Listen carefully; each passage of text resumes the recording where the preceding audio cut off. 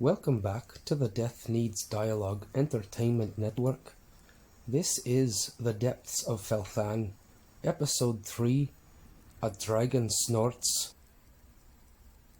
After a long journey, The coast is in sight. Ugh. By the word of Oros, finally. Lando. Thank Grenhilda. an old face makes an appearance.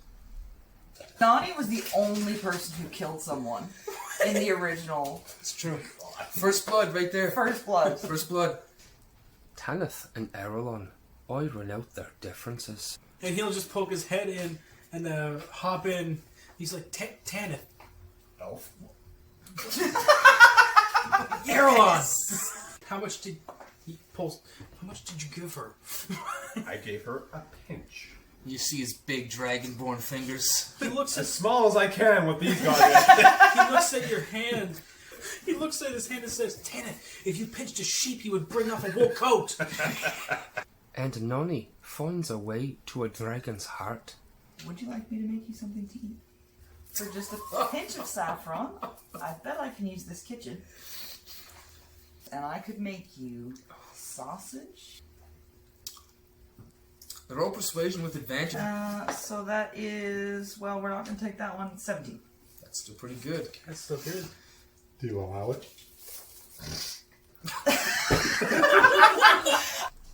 Earlon gets a dark premonition. Your mind goes blank for just a moment, and you get a flash in your head, this cold, wet, dank sensation of a black, deteriorating pine tree on a stark, grey background. While Tanith makes a splash. He's prone, roll with advantage. He's also helpless. That's a 24 to hit. Squish. Squish.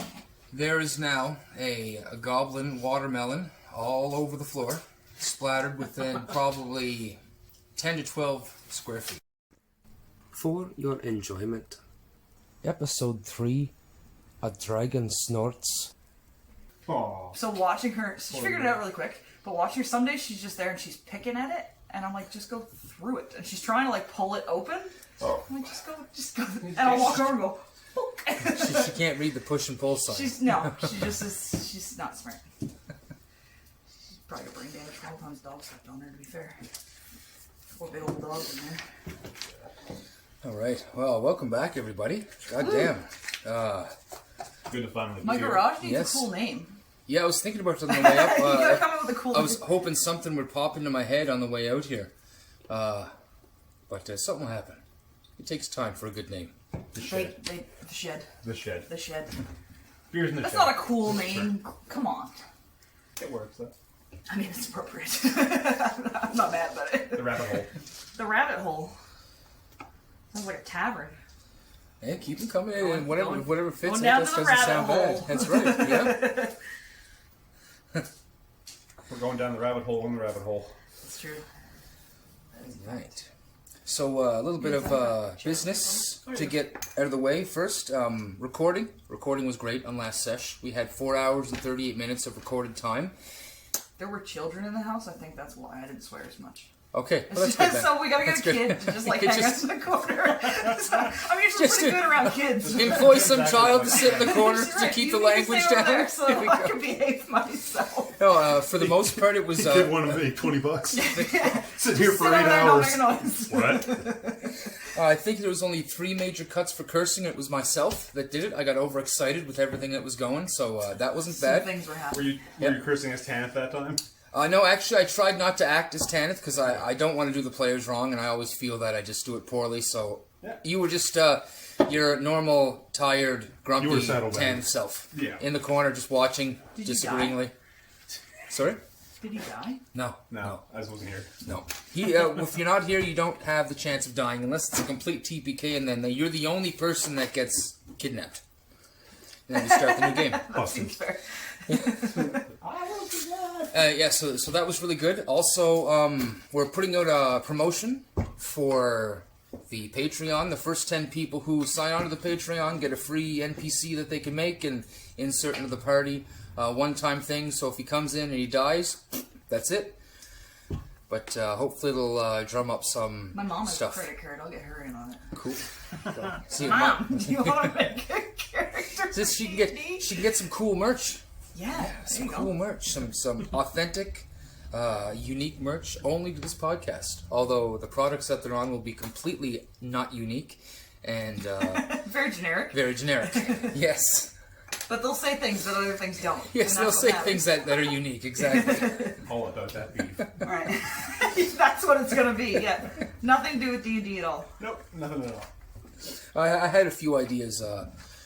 First, like just simple things like a cup, a bag, a shirt, things like that. That's all the lineup pretty much is a cup of calm emotions, whatever, something simple. I think coffee drinkers get a kick out of that. Bag of an organic cloth bag of holding, because that just kind of lines There you up. go. And at the end, we're gonna have they have a poster that you can have, but it's just a small poster like this. I wish it was bigger, but yeah, and we're gonna have the map on it.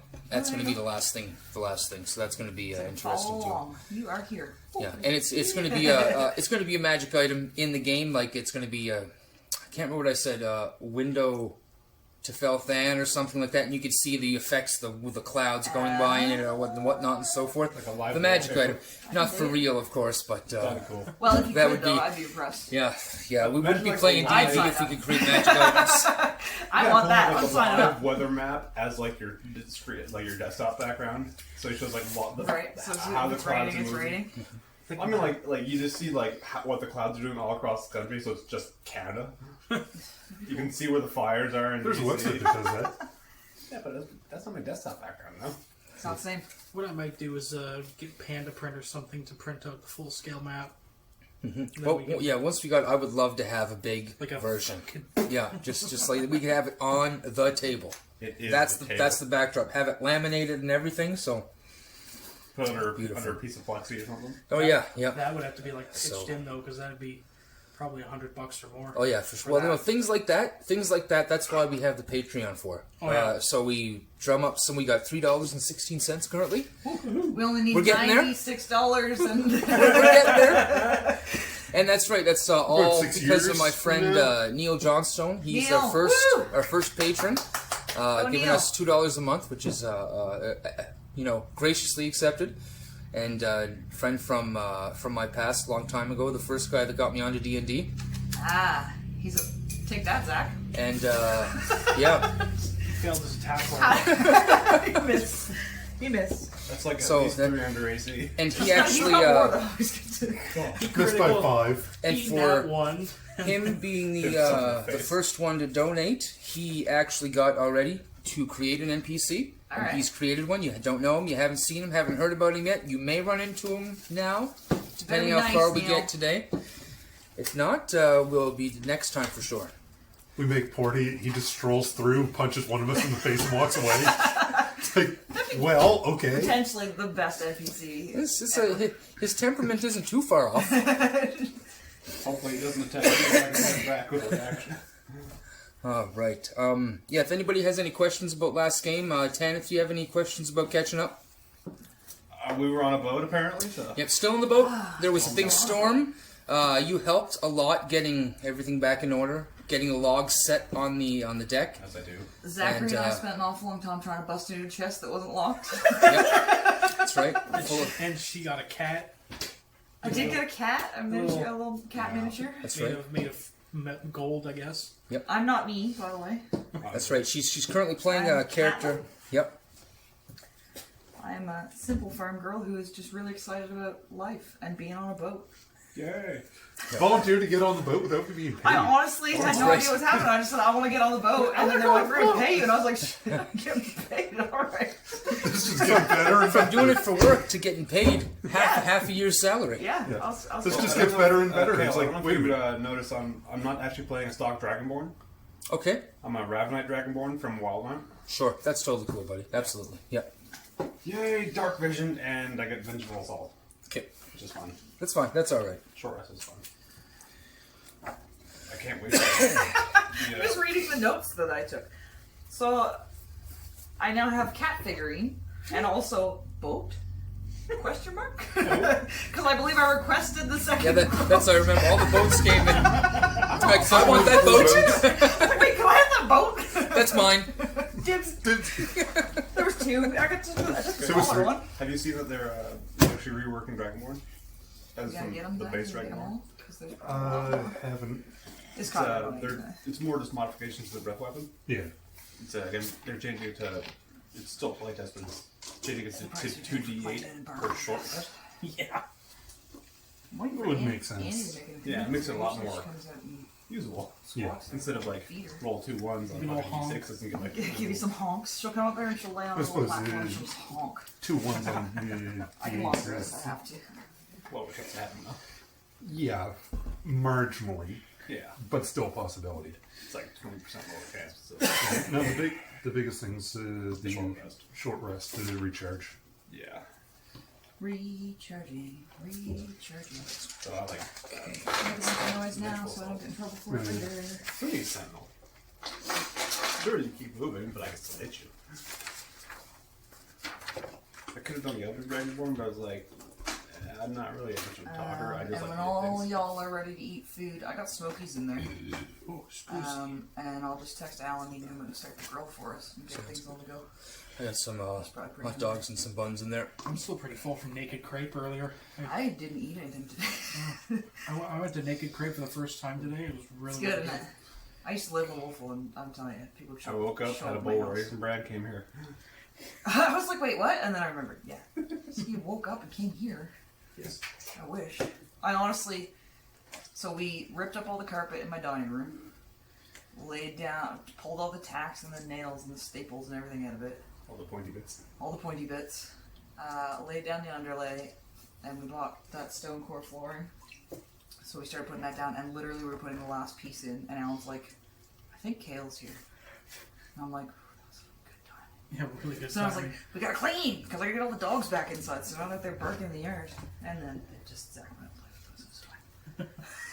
When Good that old Zach. Sacrifice the Zach. He was just like, I want to go play with the dogs. I'm like, How help me, Like sir. a 5-year-old. Oh, I go play with the doggies. That's why I have 4 dogs, Zach, because I'm also a 5-year-old that wants to play with it. So every time. Never fails. It's a perfect combination for a D&D player, being 5 years old. 5 years And old. knowing how to 5 years speak, old. read, and do math. It's perfect. Well, math. That's asking for a questionable. lot. I can speak and I can read, though. Yeah, Most of the time. Same. Or me, I'm more of the goblin. The math rocks make the clack clack sound. Yeah, right? Need some more. All the more. I think I've got like 6 more stuff in there. I math. Okay. Math rocks. Alright, ladies and gentlemen, we will begin. At last we were in the belly of the gold swale. We had Earlon, Ravim, Caitlin, can't remember how I said it. Catelyn, I think. Catelyn, I believe. Catelyn, okay. That sounds good to me. And we had She's not Tanith in the corner, or off to the side in the belly, watching what what was going on.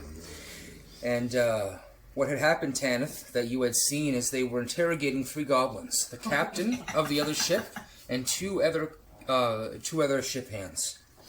They That knocked the escalated quickly. Yeah, it did. They knocked the guard cap or the captain goblin out after he tried to blow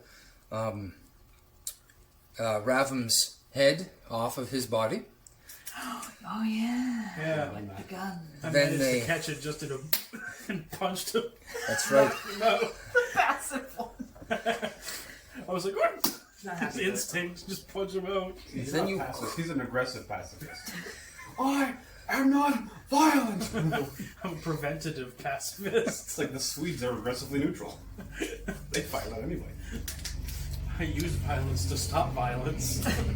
Thou shalt not kill. It's a little fuzzy on the subject of kneecaps. And then they God.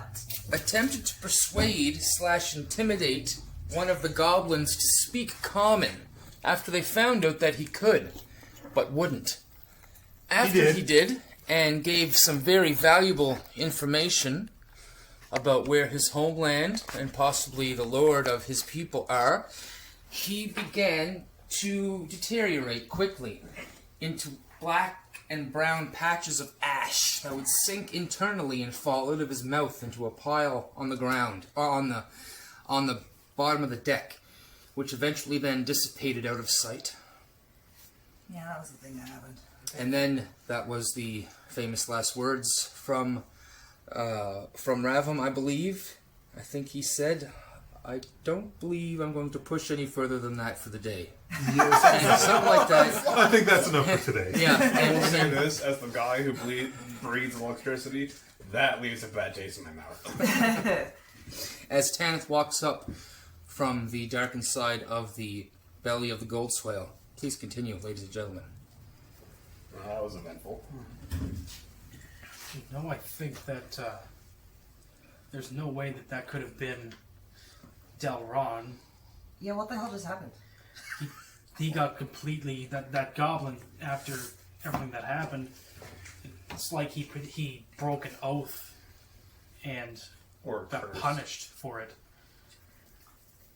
And last session I rolled a nat 20 on the religion check. Yeah, so... yeah.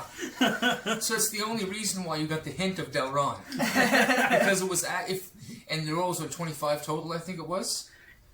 The DC was 20, I'm pretty sure it was 25. Yeah, 25. Yeah, 25. If it was 24, Right on the nose. you weren't going to get it. You had to get 25, but you... I got God, you son of a 25. bitch. So I got it. But yeah, no, the only one that I could even remotely think of, Earlon says, is Delron. He would do that to his followers if they betrayed an oath that they made. But Delron's been completely inactive and assumed dead for generations. So this doesn't make any sense to me. I thought that he was gone. Apparently not. An oath to what? Not speak common? No, he... Possible. Or to answer questions. Or to not give away give us anything. information. Did he actually give us? Did he give us good information? I think you thought you were still on deck when they got that information. Lord of Grackle, I believe his name was. But Right. then I thought you were down there. So Right. I assumed you were down there, but then you came back down later. So you I would was be distracted. aware of that I was information. I was on a boat. I didn't care. Yeah, he dropped a name, a Grackle. Okay. Yeah. Oh. And a place as well, I believe. Yeah, that was name the and final. location, That's that right. was about Name and a all we got out of location. it. That's right. Telgrid. Keldred. Telgrid in the Telgrid. You guys may or may not know where that is. Has anybody heard of these people or these places? Have any of you heard of these? No. Oh. Not the person, anyways. I spent the last 20 years fighting evil shit. I don't have time for maps. Roll religion. Roll a religion. Yeah. Do some work. Oh, that's a nat 20. Oh, that's not 20. Wow. So far, so good. Natural 20 for a 19. That is some distinctly evil Keldrin shit right there. Distinctly. That's not good. Okay. Perfect. I am now very Fantastic. interested. Thank you for that natural 20 with the 19. I needed that. Erlon's going to look up and try to remember where Telgrid was. Would that be history? Yep, roll history. Yep. There's no knowledge, geography anymore, and nothing Yeah. like that. It's all lumped in. That'd be a 16. Telgrid. You were very familiar with Telgrid. You've traveled. You didn't travel through there, but you've heard of general it. You've seen it on maps. You've the libraries in Brel are very detailed, and you've seen Telgrid on more than one occasion. You know it's within the favored land of Feldera. The Tailings. Sorry, Telgrid is in the Tailings, and the Tailings is a favored area of Feldera, the god Feldera. What was your history check again? Oh, it was 16. Yeah, you would know that it's a favored land of the god Feldera. It's housed to the most beautiful beaches and some of the most deadly creatures and things in the realm. Telgrid is in the Tailings. It's one of the favored lands in Fel'than for Feldera. It's a highly dangerous place, but also exceedingly beautiful. My grandfather had done some traveling in his time to and from the Tailings. He used to sail the seas, and that's how I know that, as well as their libraries back in Brel. They were definitely helpful for becoming more worldly. Earlon kind of furrows his brow and just kind of looks where the ashes were after they dissipated, and just kind of fixates his gaze on that and grows quiet for the time being. Just kind of deep in thought. Okay. So what are we supposed to do with this information then? What's the next Well, what step? can we do with it, really? Well, the captain Put it in the back burner. The captain Hold on to it for later. suggested that the name was he didn't see this particular event. He suggested the only thing he was there for was the name of a grackle and the almost removal of Ravim's head. Well, And he went back up, and you four. Yes, you four are the only people that were down in the belly at that particular time. Earlon just kind of looks up and he says, somebody should go tell Carlig, Captain Carlig, Not about what happened. I need to make sure that the stew's not gonna burn, so he slinks off to the kitchen and It's like, out! Yeah, I have to make sure the stew's not gonna burn too. I should probably go help him. Well, I don't speak common, so there's no point in trying to get any more information out of these guys. Yeah, your insights last time that this goblin this goblin that's still conscious, just racked, terrified, just couldn't even speak goblin if he tried right now. Well, he said he couldn't speak common. Yeah. The other one said he would, and that was the difference. That was the difference, yes. yeah, the other one that got Thanos snapped Probably was the common shouldn't. one. Disintegrated. Yeah. So now wouldn't. Shouldn't. now Earlon's the only one who can communicate with the goblins. He'd have to. Yeah. Shouldn't. That would have been an awesome name too for the Couldn't, for wouldn't, it. shouldn't. Yeah, that would have been all. But sorry, continue. Could, would, should. So Earlon's just going to go and make sure that the stew's not burning, basically, after all that. There was a decent amount, and there's some hardtack in there as well, just to sop up the broth for the crew. Okay. And good old sea biscuits, basically. Yeah. And he has set a like a little smaller pot aside and another little kettle for his own tea. And he'll just grab himself a little cup and a little bowl of his own meatless stew, and eat and watch over the actual full stew that seems to be still cooking away. The meat's not fully tender yet, but it's getting there. Roll concentration. Concentration? Not 19. Okay, so you're able to focus on the stew and consuming your own food in peace, as just about 6 or 7 feet past the storage area there lies a short, skinny man in a hammock, snoring, asleep. Back and forth. Back and forth. And there you are. I'm gonna go familiarize myself with the new toys. Of course, sounds good. The flintlock. Yeah. Tanith, you were pretty much on guard last time, pretty much for the whole time. You basically run the crew underneath Ornell, so that's been pretty much where I've put you, kind of directing all the labor, kind of thing. Sounds right. Yeah. I'll just go really just check the lashings holding the timber down, because we don't want to lose any of it. Roll perception. Oh, God. Yeah. Oh, 14. 14. While you're checking the lashings over, you check the middle lashing. The bundle of logs still seems to be well secured in the middle. The right-hand side lashing seems to be untouched, unmolested, since it was first tightened and it's firmly tight. And the other one, on the other side, seems, that was the one that had snapped off in the storm. It seems to be fixed, but a little bit loose. Tapping that down. Okay, roll athletics, please. Oh, 15. 15? Alright, very nice. You grab it and it gives instantly. You catch up on about 1.5 foot of strap. It must have loosened in the wind or something like that, but you strap it down, it's nice and tight now. Gotta love the +6. That helps. Catelyn. Everybody seems to dissipate from the belly. Yeah, and I still don't really know what's going on, because I'm just a simple farmer who is on a boat. A So- lot of information has just been Yeah, passed over here for a someone. lot of things just happened for somebody who has no idea, Yeah, who yeah. just wanted to ride on a boat. So, I'm Patlin's gonna... Yeah, exactly. That's actually almost exactly what happened. Oh, you have a boat? So Catelyn's gonna climb back up into the crow's nest Sounds good. and keep an eye on things in case we have more unwanted guests. All right, I'll get you to roll perception while you're up there. Oh, that's not good. That is a 2... Hold on one second. It's probably like a 6 or something. Yeah, it's a, Okay. it's a 5. Either or. That's good. I don't see none. There's I'll just take a nap. Go to sleep.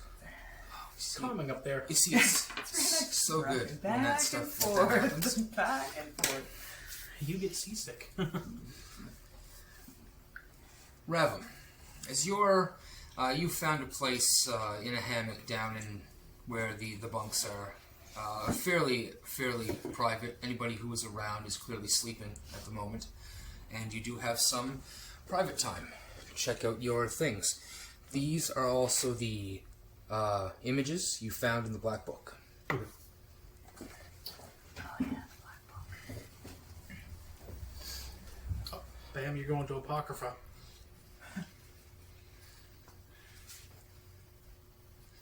And like I said before, I wonder if I you can can trust seem to match up 3, maybe 4. They seem to kind of match up, but then the other 2 just don't seem to match. And whichever way you put it, they just don't seem to go together.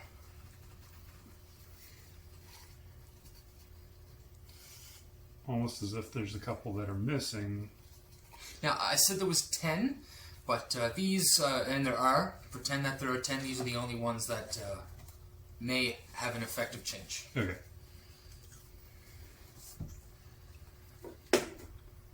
I'm assuming they're black and white. Yeah. Is drawn on. Yeah. So one of those like Rorschach tests, like what do you see in that picture? I don't know. I see my parents fighting. I'm gonna, Why are my parents always fighting? I'm gonna blow you guys away once we figure that out. Oh god. I don't like being blown up. It's not fun. Blow my mind. Attack roll. Wait, what? I cast concussion. You did. I cast You Shatter did that. 10 level. Yeah. So, I'll let you investigate those cards when it's not your active turn. For now, though, your active turn, I want to check out the guns. Okay, what would you like to know, or find out, or see inside of them? General working mechanisms and see if I can load and unload them safely. Okay, so you know for sure that the small one is currently unloaded, as it exploded by your head. So I'll get you to. There's going to be. I'll get you to roll 2 investigation checks. Whichever one you want to do first, let me know. The small one and the big one. Do you want a magnifying glass for your text? No. You write so small. Yeah, so you can fit more on the page, George. Jeez, get with it. We'll do the big one first. You're going to roll with disadvantage, because that one may or may not be loading right now. You're not quite sure. I want to find out.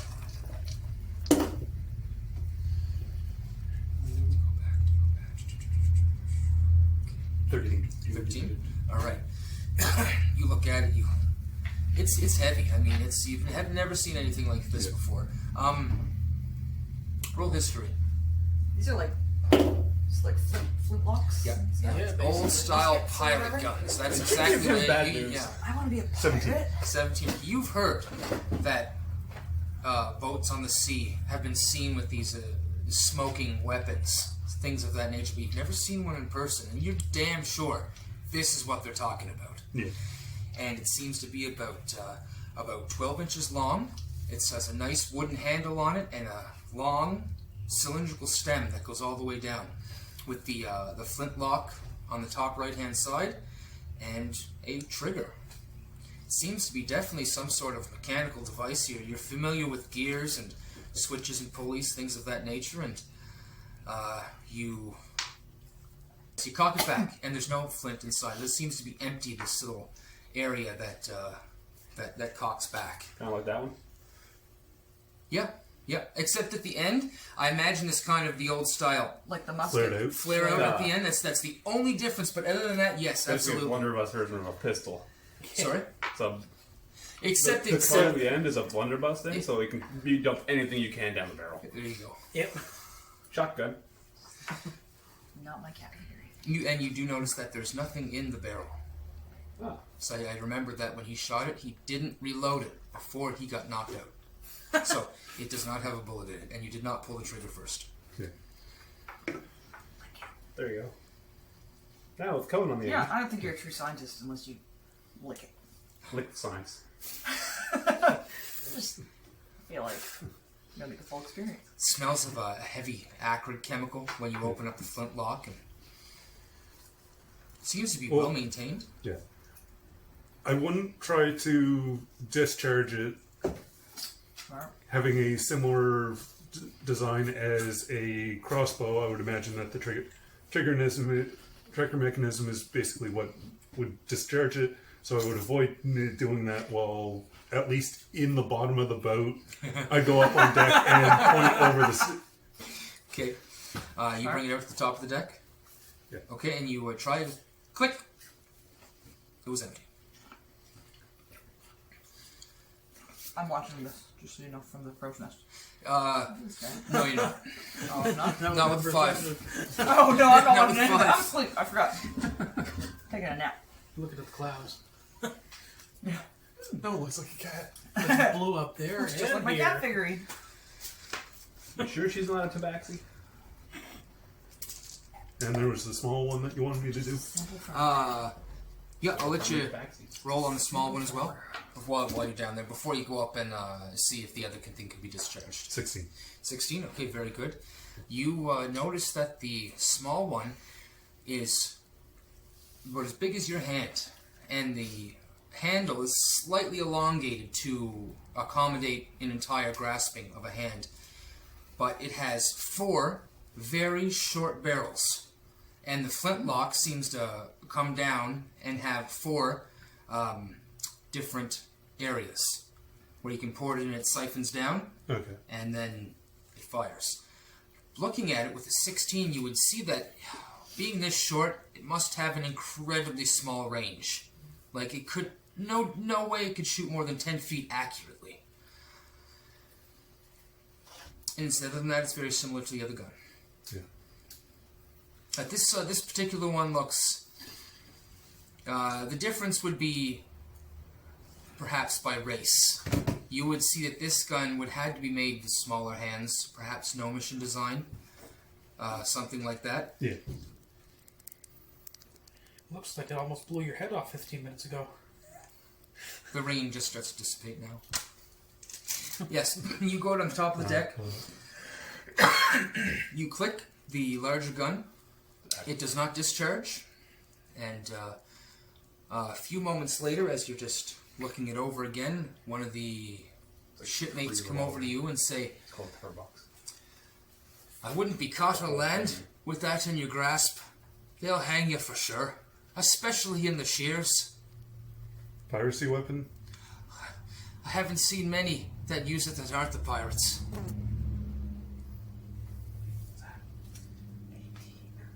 It's a fine piece, though. It's from the captain, right? I believe so. Yeah. It'll fetch you a fine stock on the seas. He walks off. Rope over his shoulder. So, you have your pieces. You have some balls, big and small, and as well a pouch of Powder. powder to go with it. Exactly, yes. Yeah, And try to do one of those. okay, so Zach. Sorry, not Zach. Earlon. Yeah. But also, I'm gonna ask you quickly and answer quickly. What did you put in the stew? Well, potatoes, anything that was really left. All the tubers would have been good for the journey. So potatoes, carrots, onions, just very basic. Okay, very basic. A little bit of spices, nothing crazy. That's what I want to know.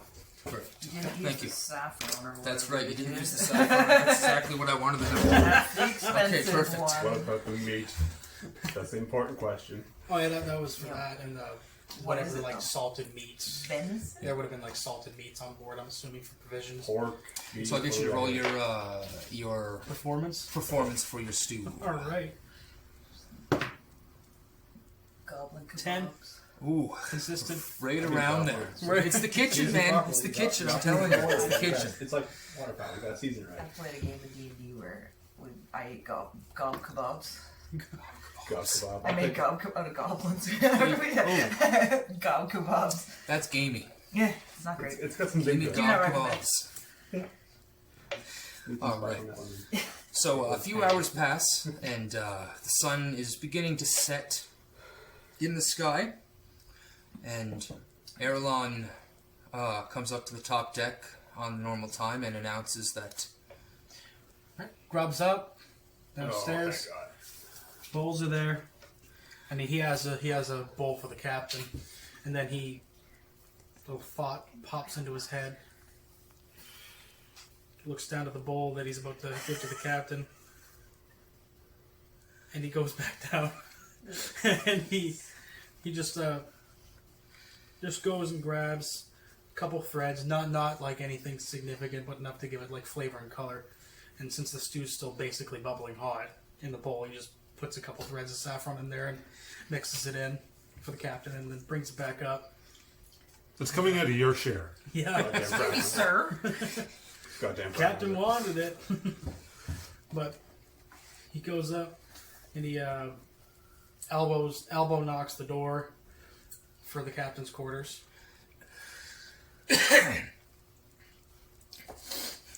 it's open He'll wing the door open and with the broken window there. Elbow in the broken window. oh, yeah, right. Yeah, right. He'll wing the door open and he'll go and set the stew on the captain's table. As you kind of back into the doorway with your elbow on the door, he meets you right at the door, Oh. and as soon as you kind of bring the bowl around, he grasps your hand, and he looks and he says, "Thank you. I haven't had saffron in years." And he scurries back to his desk and sets it down. Saffron code for like crack. Well, in the spice world, yes. Basically, In the In this spice, age, yes. yeah. it should be subtle. Two people. Caroline says, but the spice box.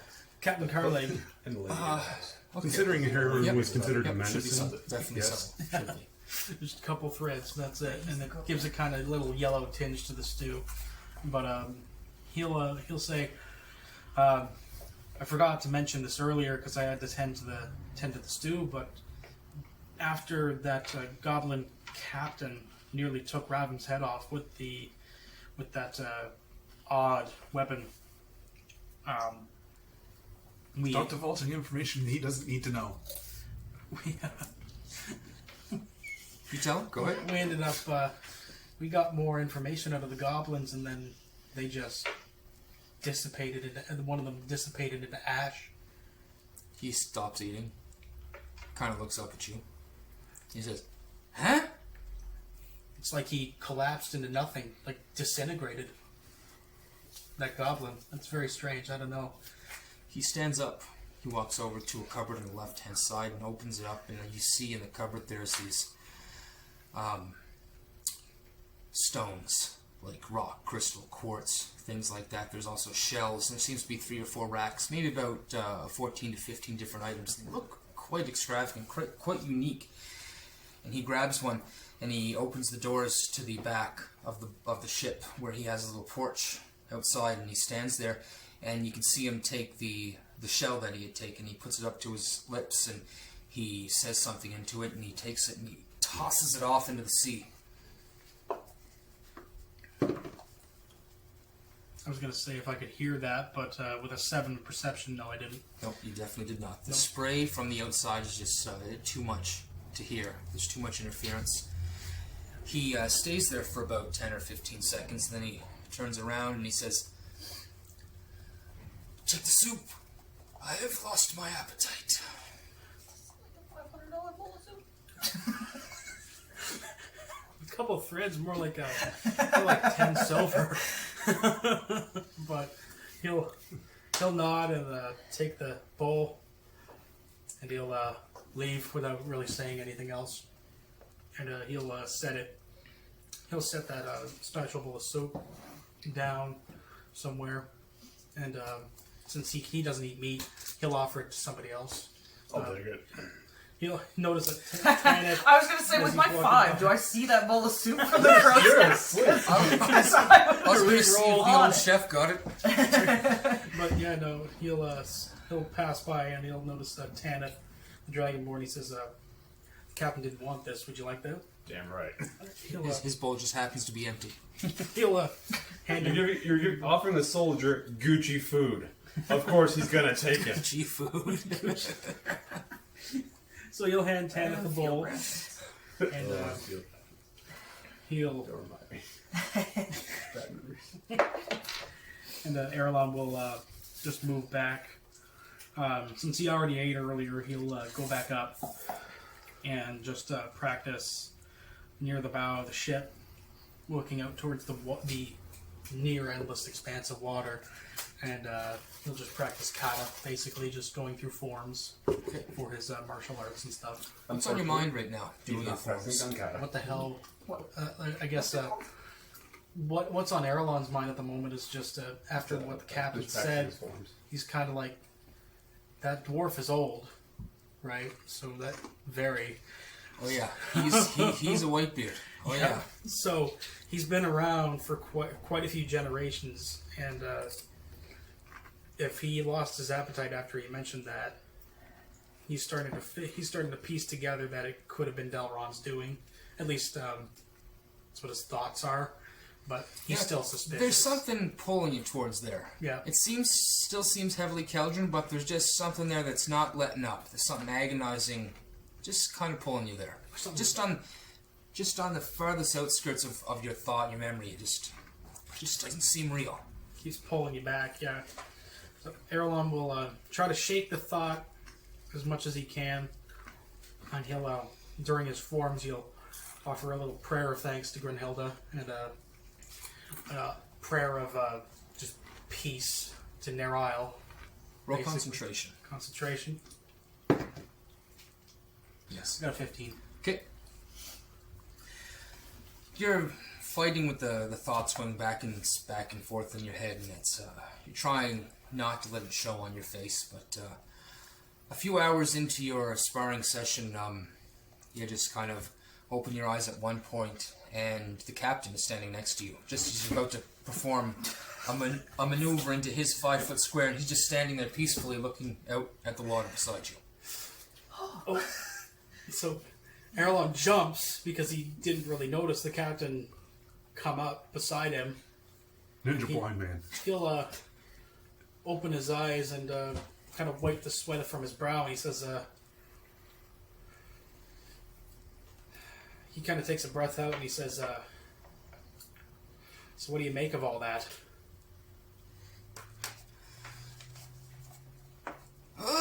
It's not for me to make these days. He looks at the sky. I'm not much longer for this world.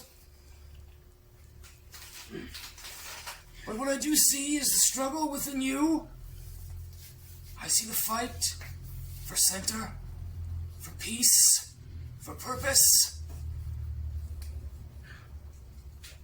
It's difficult to find one's center, especially with thoughts of something that dark on the horizon. For many years, I have searched for peace and center. Like my race, you have many years.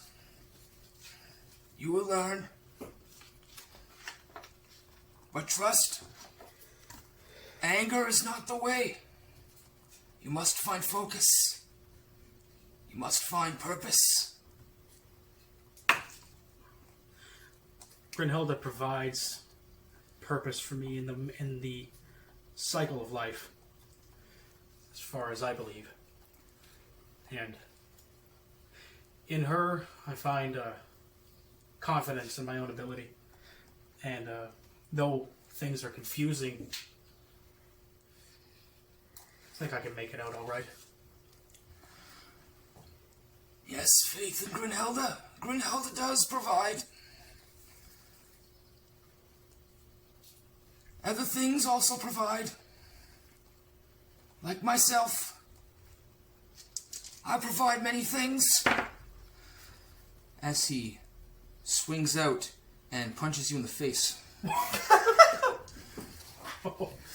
Shit. Oh man, Take 4 points of damage. As he says, defend yourself! Show me your focus! Don't lose to an old man. I'm not long for this world, but if I go, you're going with me. Young elf versus old dwarf. On the boat. Round Fight. Don't kill him. Good question though. Is the old dwarf drunk? Roll perception. It's almost guaranteed, but... One second. I gotta get him a back. Perception. 8. You're not quite sure. He has been drinking from cups. You're not sure what was in them. He's And old, his balance isn't great. He does have a strange grip on the reality of this ship and things around him. Don't lose. He gets socked right. Well, I guess he's a dwarf. He would have punched him in the center, right? Just right in the gut. He went for you. He'll hit you in the face. Oh, he hit me in the Oh, yeah. face. He came off the ground a little bit. Oh, God. So, reeling back and briefly holding his nose and reeling back in shock, Earlon, hearing that, he immediately gets into like his unarmed stance and just he's hesitant, but he ends up twisting and does that kinetic chain to put that power into a punch, aiming for the midsection, the solar plexus. Punched old man in the gut. With an that's probably not going to hit an 11. No, unfortunately. Where you go for you're try and catch him in the ribs, in the gut, and where he's there, just at the last moment, he shifts, just moves out of the way, only like it's almost slow, and it's nothing but wind. As he bonus action, you have bonus action. Yeah, bonus action, unarmed strike. As he misses the first one, he quickly pivots on his feet and tries to hit him with the left. That's 23. 23. All right. As he goes left on your right hand, and you punch with your left, and you catch him in the gut. You hit him. Roll your damage. All right. Let's 4. He's not going lethal, by the way. He's just he's not really. He doesn't want to hurt him or anything. That's a max damage, so 8. Okay. He doesn't want to hurt him. This dwarf Doesn't want to hurt kill him. you. No, he's I'm picturing Called like dual damage. Yeah, dual Mr. damage. Miyagi and what's the name of the creepy old dude from Dragon Ball Z? Roshi. Roshi. This is what I'm picturing here. Instead of frail Roshi, it's like powered up Roshi. He's gonna do some weird Or like Pullman Yoshi. paint side, and you're just gonna be done. Altruistic That's Roshi. it. Mr. Miyagi. Some Miyagi, yeah. Just whoop. No up, down, go side, and you're done. And that's Take a check it on. that's his turn. Okay. So as you hit him with that left hand, he grabs your left hand. Shit. Strength check. Uh-oh. Or opposed athletics. Sorry. Opposed athletics? Yeah. Messed up. 12. 12. Okay. He grabs your arm and he rolls you right over and you slam on the deck on your back. Oh, that's better. Take 9. I'm unconscious. Can I see this from where I As am? you get slammed down and he drops on your chest with an elbow at the same time. And you go out. I got one half decent hit in, I guess. Yep. Yep. That came out of nowhere. So, Beat up by an old dude. Catlin, you seen that? I did see it. Good, I saw something. Okay. I saw it too. That's So- not great. I'm gonna giggle because that's pretty funny. Because he's For context, Earlon is he's 5'10", so he's for a high elf is kind of short, but for a dwarf. No, I don't have his height, but he's even hunched over dwarf old too. Okay, so where's the old man? Yep. So with his robes, you're not able to tell, but with what you felt today, He's faking it. he's got stilt shoes. He got them. He is actually 25. so you guys see the Captain Carlig kneel down beside Earlon and kind of hold his face up a little bit and take his other hand, slap right across the face. And you're awake. Remind me not to Gain mess with that 2 hit guy. points. Did you see his And you're awake. Yep. And he'll look at. Aggressive lay on hands.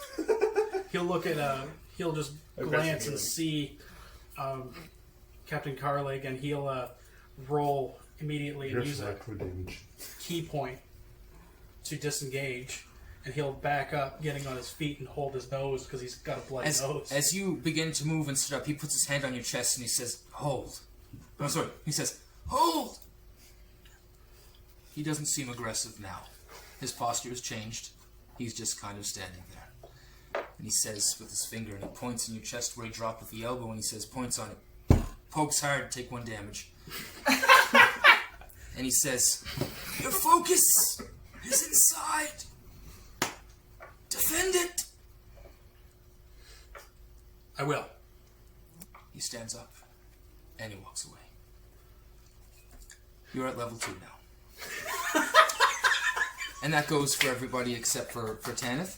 I'll get you guys to roll your hit points, please. We're at If, level. whichever, yeah. So you are a fighter right now, so roll a d10. I'll walk over to Earlon and be like, I gotta say, I enjoyed watching that greatly, and I'll help him to his feet. Yeah, Earlon takes the help and gets back up on his feet and puts one thumb on one nostril and a little blood pops out. And Then I'll grab him by the face and pump four lay out hands in him. There you go. not expecting that, Earlon's just is taken aback. But he'll Meanwhile, Catelyn's up there going, I really hope that old dude can't climb. And Because I'm going to just stay up here. this is why you roll so poorly, because you're laughing your ass off up in the crow's nest over what just happened. That's amazing. That's beautiful. Ooh. 6. So I got a No 7. more nose bleed for you. Thank you. So, Earlon, what was your hit points? I got 6 on the D8. Nice. Very good, So- very good. I'm up to 13 max now. Okay. Also, So I'm just adding that to what I already have? Is that what I'm doing? yeah, also, Okay. I'll get you to roll your hit points for Nonny as well, as you, Yes. as your in-person player gets the experience. I'm level 2 now. So, I'll get you to roll a d12 for her hit points also. If I go to below decks and murder the 2 goblins, can I level up too?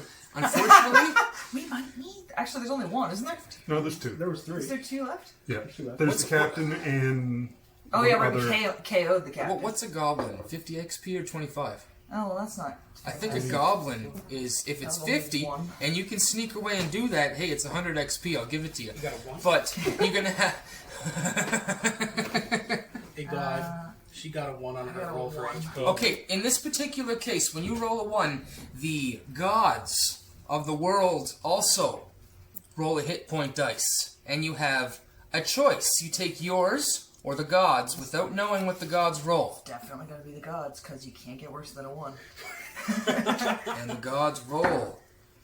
The gods roll a 4. I'll take it. Better than a 1. Not too I'll shabby. take it. And so Nonny is now also a 2.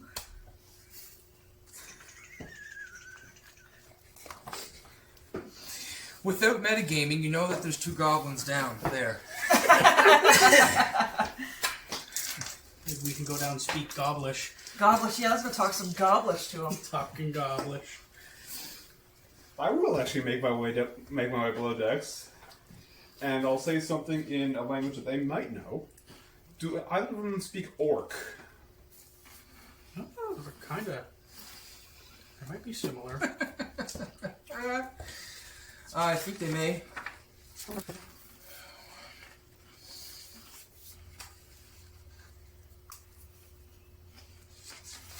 If you're going by the book, they don't. They don't? They don't. They do not. Well, this is inconvenient for you. Because they know they're going to die if they give up any information. So what use are they to us? Earlon will have made his way down, holding his nose, even after Tanith. Right by your left thumb. Left thumb. Big, oh, okay. Even after Tanith used lay on hands. Right. There would be some goblins that know other languages. These particular ones don't know Orc. It's more of a... They know a language if they're in a symbiotic relationship with a particular race. Okay. Yeah. But... This is the realm of gods.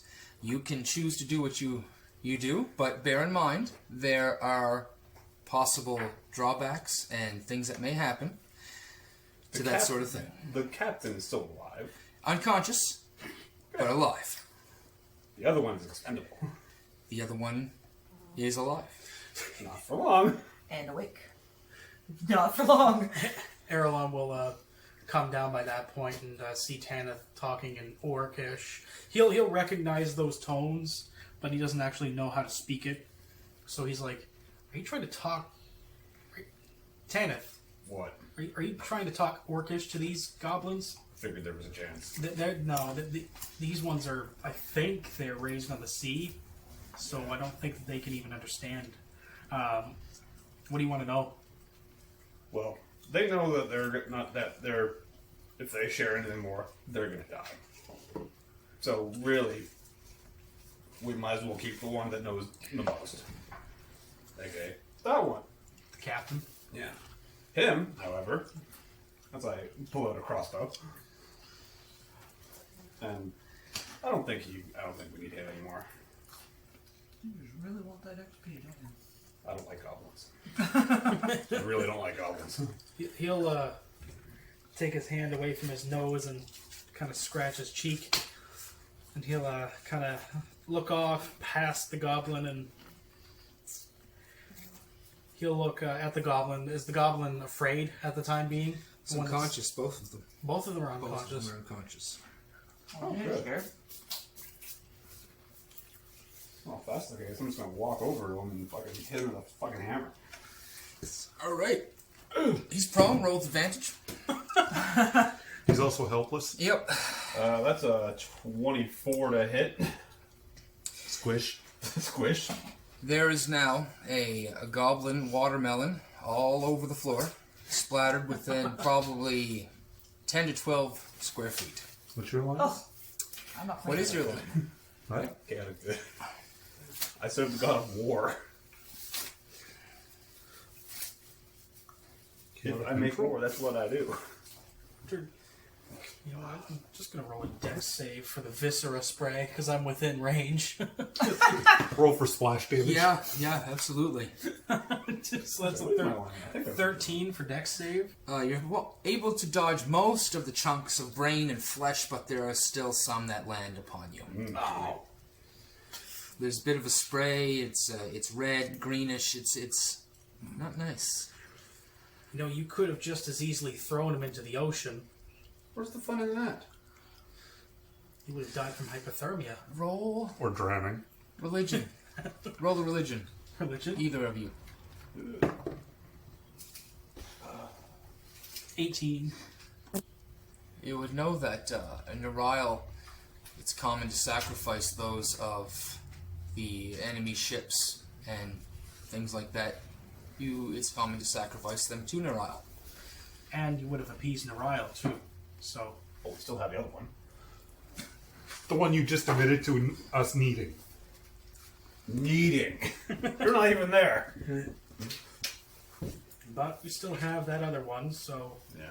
if we need any more information, I suppose we can get it from there, but He would be the one who would know the most anyway, since he was the captain. I think we've gotten all that we really can from him, but of course we'll wait until he's conscious again and I can talk to him. I can speak goblin, so...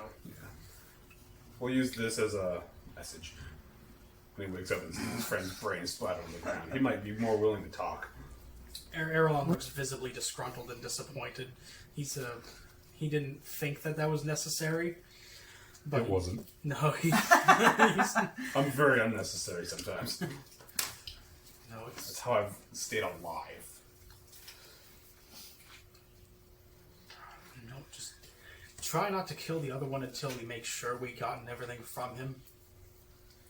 Oh. When that one goes, he's going over the side. Till then, I ain't touching him.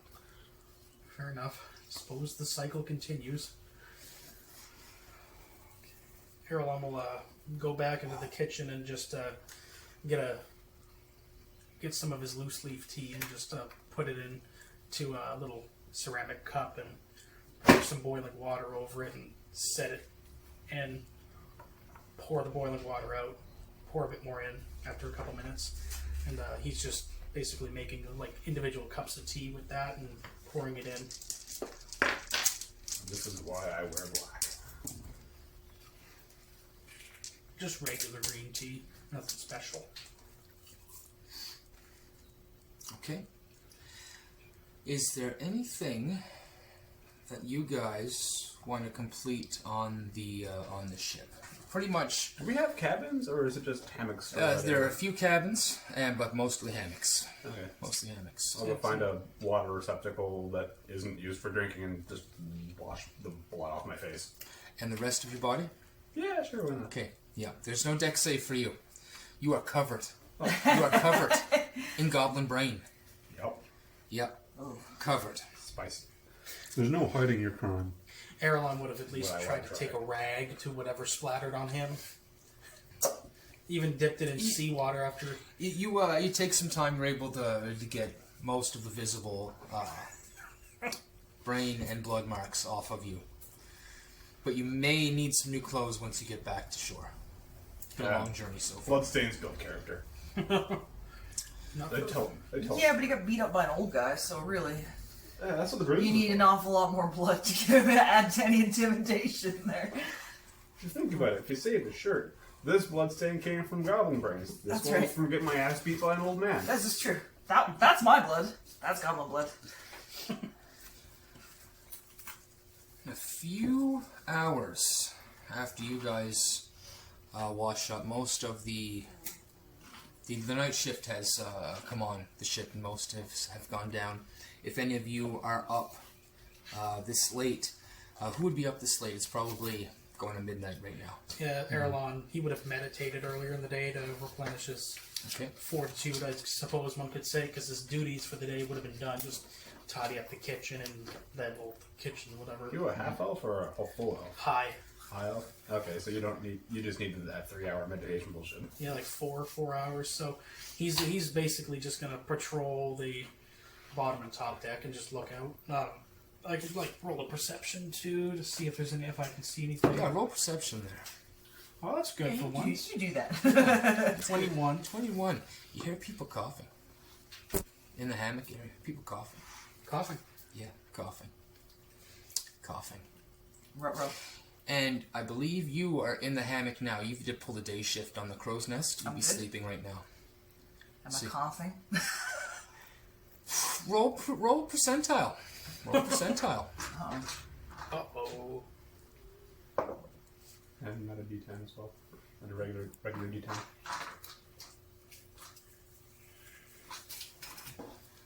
Yeah, that one. 8. 8. What'd you get? 8. And what's the other number? A 0. It's 008. 008. Okay, yes, you're coughing. Fuck. It's no. yeah. Scurvy. No, that's like bubonic plague or something. All right, Scurvy's when your legs cold. Tanith, it's pretty late. If you were up most of the day, you'd probably be sleeping at this point. Roll percentile. Oh, God, I gotta get my first that other D10. Get one that I put away. Do I roll percentile? When you go to sleep. Oh, 7! 0, 0. Oh, you said you did your meditation already. Oh, you want me to? Yeah, roll your percentile. Okay, this is. I got a 7. Are the You individuals are also coughing. Awesome. I'm not gonna do this on purpose. I swear to God. I did that fake cough, and now my lungs are like, what have you done?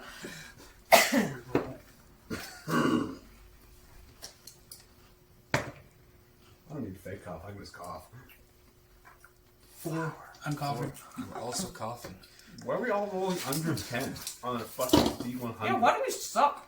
26. Oh, shut up. Ravim, you are also coughing. Everybody, you guys. But I got above a 10. That's right. Ask for something. You guys are. A few days go by, a week goes by, and everybody's coughing, feel run down. Everybody is at logistical disadvantage to everything, and an exhaustion level of 2. Do I know what could be wrong? Roll? What do you want to roll? Medicine. Roll medicine. Yeah. Shit. This is probably the best doctor you got right there on the ship. Right there, the high elf. Is that? Oh, it's a 6. No, probably don't know what's wrong. 8. You're not able to determine what it is, but clearly something is catching around the ship. May I give it a whirl? Yeah, absolutely. Anybody who would like to try? Absolutely. Might as well. Ooh, 18. 18? What was it? Medicine. I am actually trained in this. You are trained in it? Yes. Good, perfect. Okay, the DC for you would be a little bit lower than 16 and 17. 17, okay, and yours was? 18. 18, okay. The DC was 18 to figure out anything kind of about it. You can see that there's people are coughing, and they've a few of them have hives on their neck and on their arms. You've heard of things like happen this before. A lot of the soldiers of Oros have gone on ships to travel around, and this is a sickness that is somewhat common on ships. But it's supposed to come from ships that are dirty. This is a pretty clean ship. It's a pretty clean ship, but you're not. This is very surprising. This is something that rats are born in rats, kind of thing. Let's call it the plague. Oh, Let's go great. easy with it. We've got plague. Yeah. Well, at first when I would start seeing this, I would have pumped my full lay on hands full into myself to cure a disease. You're cured. And then if the days go by, I can do one person a day. So there's 7 shipmates, and there are 19 mercenaries, not including the captain. Important people first. Important people first. How important is a ex-farmer, now sailor, who really just wants a boat? Crow's You nose have a flunky? name. You have a name. I That's do right, have a you name. have a This is name. all right. Fair enough. You will be remembered. I will survive. You are not Well. random NPC 1. Yeah. So, as the days go by... You're mid-tier. Cool. As the days go by, Tanith, you are moving around, curing people of this disease that had come over the ship. And the ones that I couldn't immediately get to with my healing abilities, I would have commenced conventional treatments. Conventional treatments is more so just symptom abatement. The original sickness is still there, and you just can't put your finger on why it's there. And probably segregation, so that Yes. sick Yeah. people don't make the healthy people. Since Earlon drinks like tea a lot, and it has green tea is known to have like vitamin C and stuff like that, and like natural antioxidants, would his green tea have helped him with his symptoms a little bit? With your symptoms, You've got sure. that- With the you've got symptoms, that, yeah. A little bit. that medicinal tea as well, Yeah, if that helps. he's gonna save that because Well, the What do you plague's might not need? worth The it. plague's not that bad. Plague's not It's worth not it. that bad. it's like a cold basically, Yeah, right? So yeah. It only killed millions of people. It's not that bad. We might have an encounter later, I gotta say. we should call like the common cold the plague and the black plague the cold. Nah, and the flu is the Spanish flu. Oh god, That killed more than the plague. Keldrin flu. So it's Flu. the next A 2 lot of it has weeks. to do with the population densities, but yeah. Yeah. The next 2 weeks are long and arduous. The traveling is slow. The food, unfortunately, doesn't seem... You try your hardest, but the food doesn't seem to have... You even try to add some little bit of saffron to it, but it just doesn't have what it... It just tastes like ash in your mouth. Everything. It just seems to be this from such a joyful event you guys were coming through with a victory at your heels, and all of a sudden it seems to be taking a downturn. Do we have the coronavirus? Can't taste anything? Can we smell anything? Yeah, you smell shit and feces and we vomit. The coronavirus. I have to smell that. Yeah. Gross. There's a lot of the jobs right now are cleaning and swabbing the deck. Unfortunately, removing of some of the deceased people. There is a total of... Yeah, I suppose that's something I could do. 2 sailors that do die from it, and a total of 2 mercenaries that also die.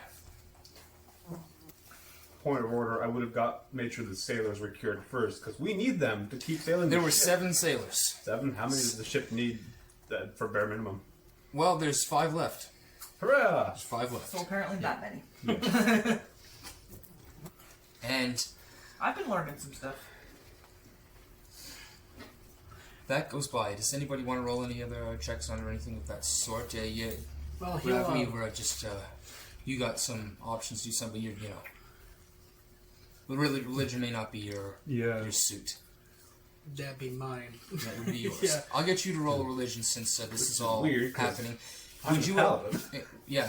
You would have seen Tanith healing people, and I imagine you guys would have discussed it at some point. Yeah, so...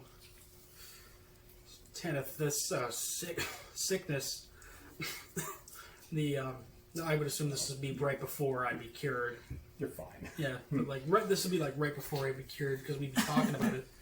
And, It's been 3 weeks at this point. So. But either way, the conversation would have happened, and so this sickness, do you make any sort of divine influence from this? Is this just Nariel being dissatisfied, or what do you think? Funny how it popped up right after someone was murdered. Right after you didn't throw a goblin in the ocean? If anybody wants to roll religion Nothing. after that, I'll give you advantage. After Ravim says that. I got 18. I got 15. The 18, Earlon, as you're kind of going through your head and the sickness and everything kind of lines up, maybe you did something. I mean, the ship seemed to be targeted all of a sudden after a very curious event happened in the bowels of the ship. Now, you're not sure what it was. It could have been the first goblin that went down. It could have been the second. Could have been both. You're not sure. But, there's just been too many coincidences that happening. You touched on a few darker portions, and you guys have sensed a few things that happened out of the ordinary. Now, going back, you guys know that acts of God are common. But concentration of acts are not so common. It seems like we're almost being targeted. I have an idea.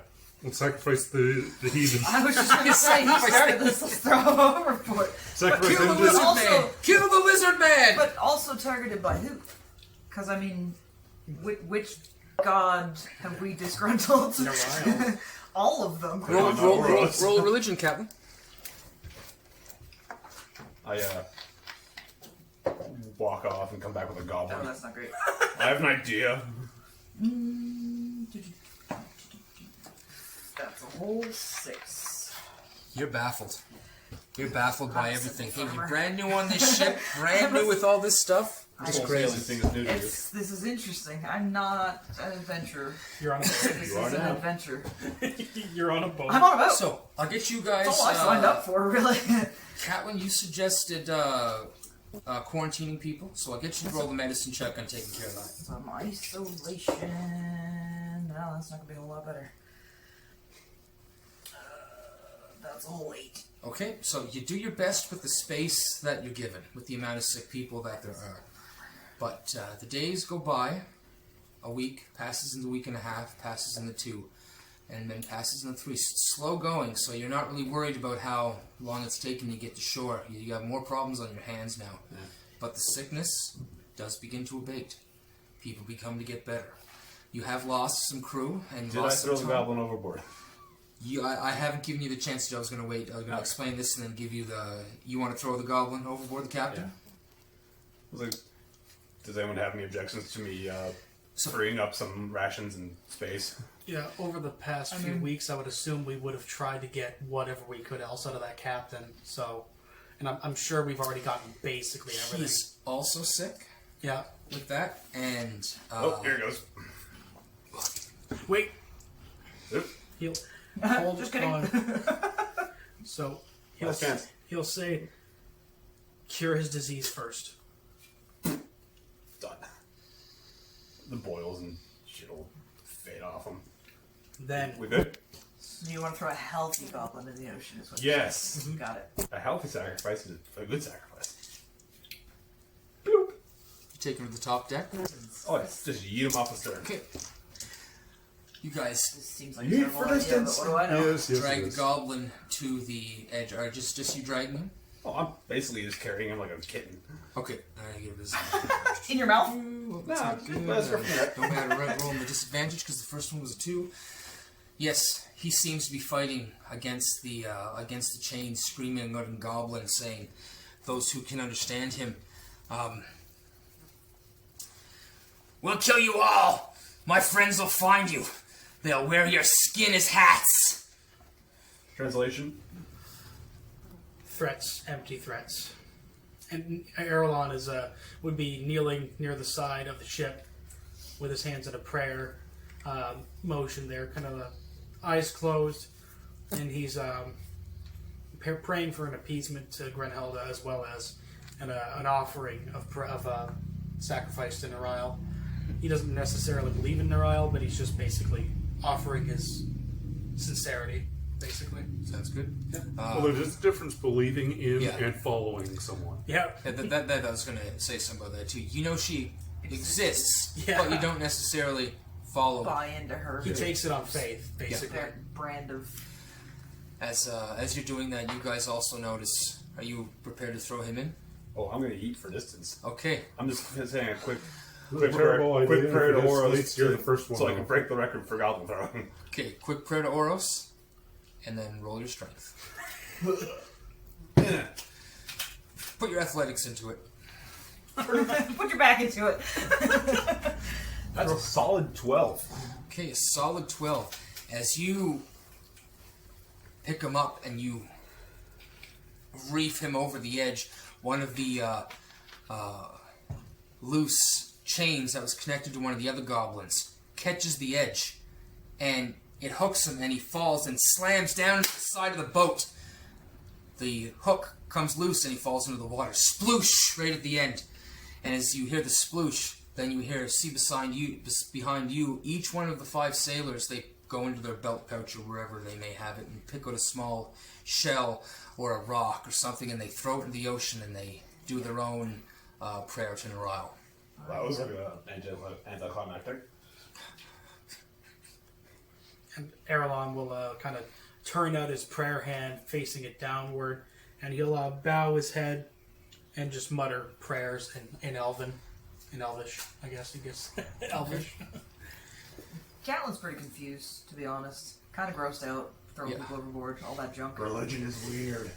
Not super religious. Can I borrow a shell from somebody? Because it seems like the thing that we're supposed to do. Can I borrow a shell from one of the other sailors? Roll persuasion. Chuck it in the ocean because it Chuck a seems shell? like the right thing to do. Not one. That's not even. No, nobody's What? giving me that. You ask the same guy that gave you the shell before, and he says, "Oh, I'm all out, my dear."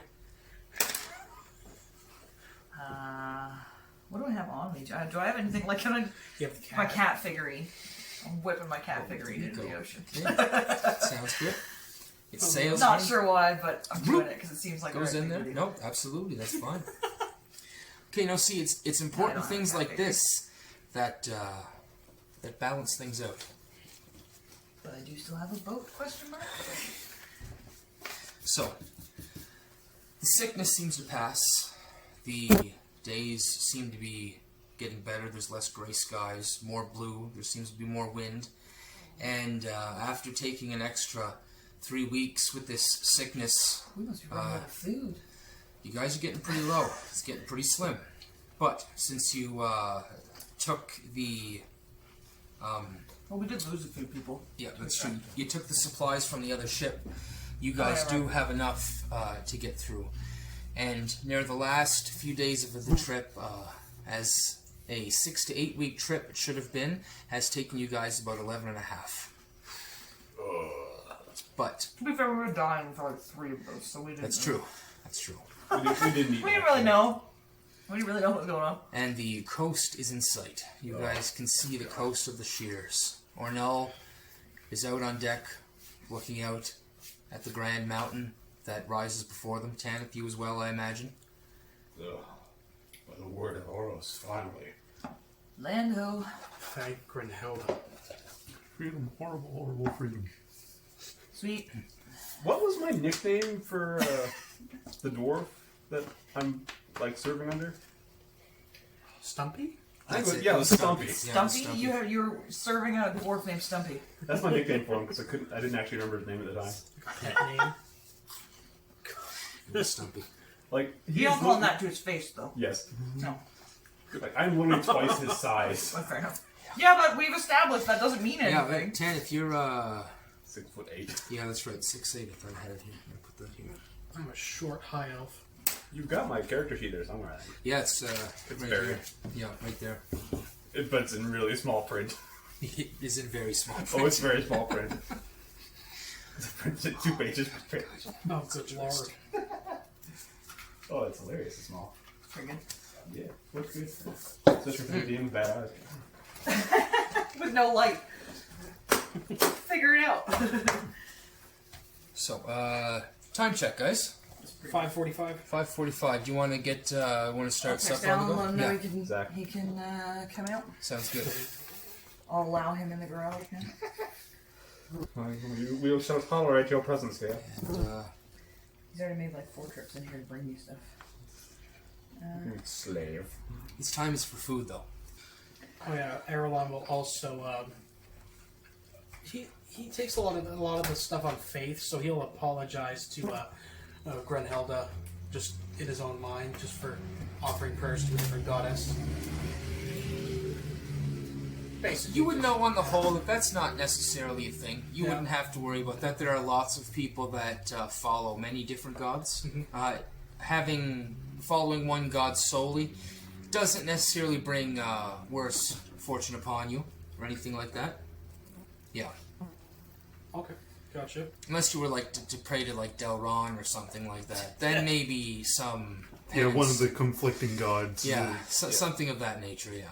Well, it'd be like, for him, that would be like nature and death. But for me, not so much. Where I already worship the god of war. See, it's interesting that your chaotic good. That was slightly out of your alignment to kill that goblin. Slightly. Granted, goblins are notable as evil. You have a But he was a hostage, he wasn't combatant. exactly that was it. He was completely defenseless and Oh fuck! I'm actually neutral good. better. Okay, good. That's a little better. Legit neutral good. I don't know, because But- chaotic good's like doing things for the greater good, no matter what they might be, right? Benefited, Sort of like yeah. This sort of benefited- brings it slightly more okay. Yeah. Yeah. Slightly. Like, But, I had to do some fucking hard shit over the years. But be advised, the sickness that happened was directly related to what happened.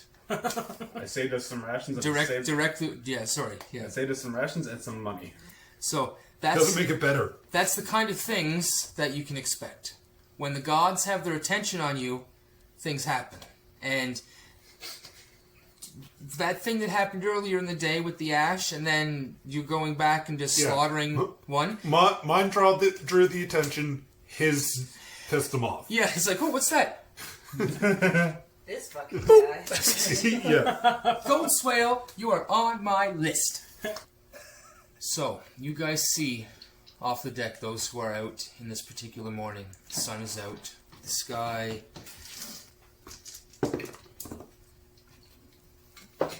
is graying over. Looks to be that there's weather coming in. Got a 12 for perception. You see that there's weather coming in. You see clouds. There's dark gray and black billowing clouds seem to be following you guys in on your tail as you begin to make your way towards the dock. The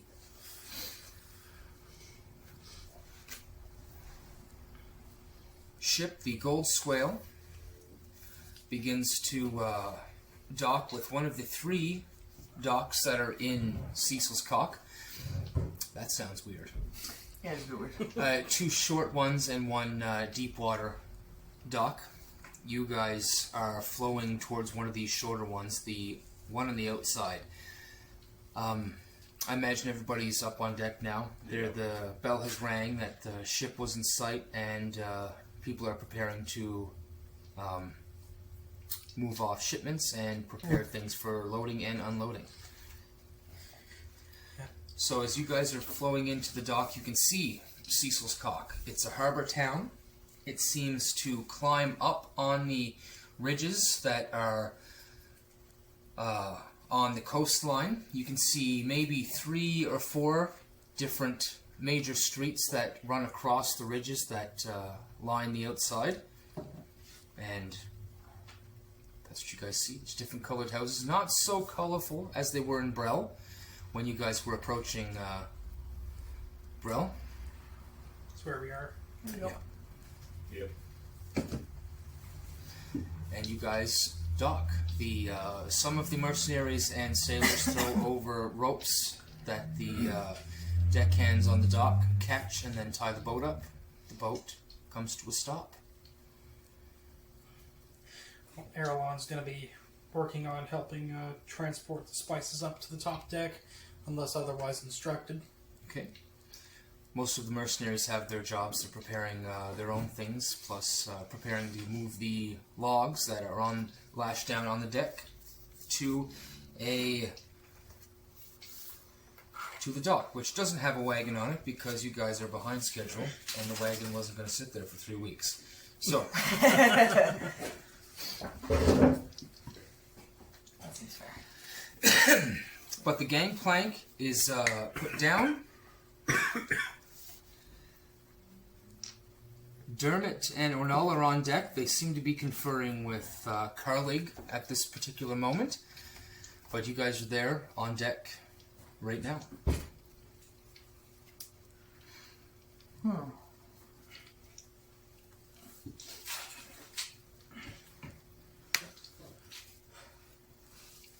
Earlon's still just transporting that spice chest up from the bottom deck. Yep. So he'll drag that up, probably flagging down one of the stronger you'd be able mercs. to Some Tanith too. Pretty much anyone. Yeah, basically anyone stronger than me, so that's everybody on the boat. As you're leaving the kitchen area, you can see a skinny man kind of open his eyes, sniff and look around, give a big stretch. Oh, and walk into the kitchen. He's been asleep the whole voyage. Pretty much. Eating and sleeping. Lazy prick. Eating and sleeping. Well, someone else Well, volunteered he to do just his kind job of- better kind than of he was. walked in and took over. It's not even plug and play. The cook was like, I'm getting paid to be here, whatever. That's right. That's right. Hope you had a good vacation. Says Crew's happy hi. with the food, and Big smile on his face, he and hasn't he had to do anything. gives you a small bow with a little bit of a flourish. He'll return the bow and then continue shakily helping the... That's right. Spice Roll chest. dex. Roll dex save if you're I gonna would- try and Would bow. you rather I just carry it? I'll bow. I'll do it. Make it strength instead because. 17. Okay, yeah, you're able to bow, and nothing seems to jump out of your arms as you try. You don't lose balance. You make your way up the stairs. Still pretty shaky though, because he's a scrawny elf. Big chest in the sand full of spices. Yeah. Where's that going? Well, up to the top Market. deck. Yeah, market. We selling it? We sharing the... apparently it's like, well, the saffron alone is probably worth about 400 or 500 gold minus a couple silver for what we use in the stew.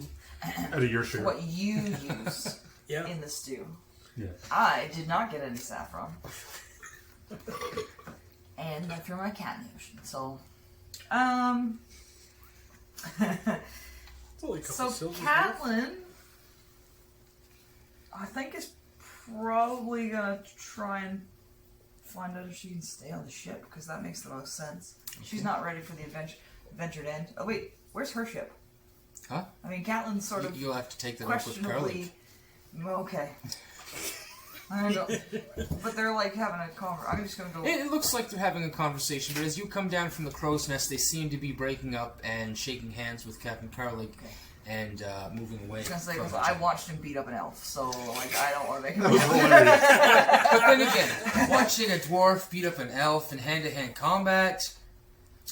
little old man. It's pretty good. Little old It's pretty man, good. Okay, so I'm going to approach. Turns out Carlig dwarves and get stronger as see- they age. Yeah, that's Yeah, that's it. It's like Like by Benjamin one. Button or something. And see if he has any use for me on the ship. Yeah, he's up behind the wheel right now, just looking out at the deck as you approach from the left-hand side. He doesn't change his eyes to look at you. His eyes remain steady on the deck. Okay, so I'm going to call up, Captain Carlig. Aye, Can I have a minute of your time? of course. I've really been enjoying this adventure, this boating thing. It's pretty fun. What are the chances that you would like to add me to the crew? Semi-permanently. Well, you're in luck. I've just been negotiating with Dermhit there. Since we've lost so many of my crew, I'll need replenishment. And you seem like a fine lass. I do love a good boat. You have to keep your eyes open a little more when you're up on the crow's nest, though. I'll work on that. Aye. I can't help it. It rocks. it's comfortable. I also have a question about the other ship, which we may have had an agreement that I could man myself someday. I see. Roll perception. Oh, sorry, persuasion. 14 plus. Hold on one second. Charisma. He rolled Oh, a 1. thank you. Sorry. 15. 15. Beats his Sucks to be you. So, he says, you seem like a fine lass. You do good on the water. But it'll take more than that to get your own ship. Keep going the way you're going.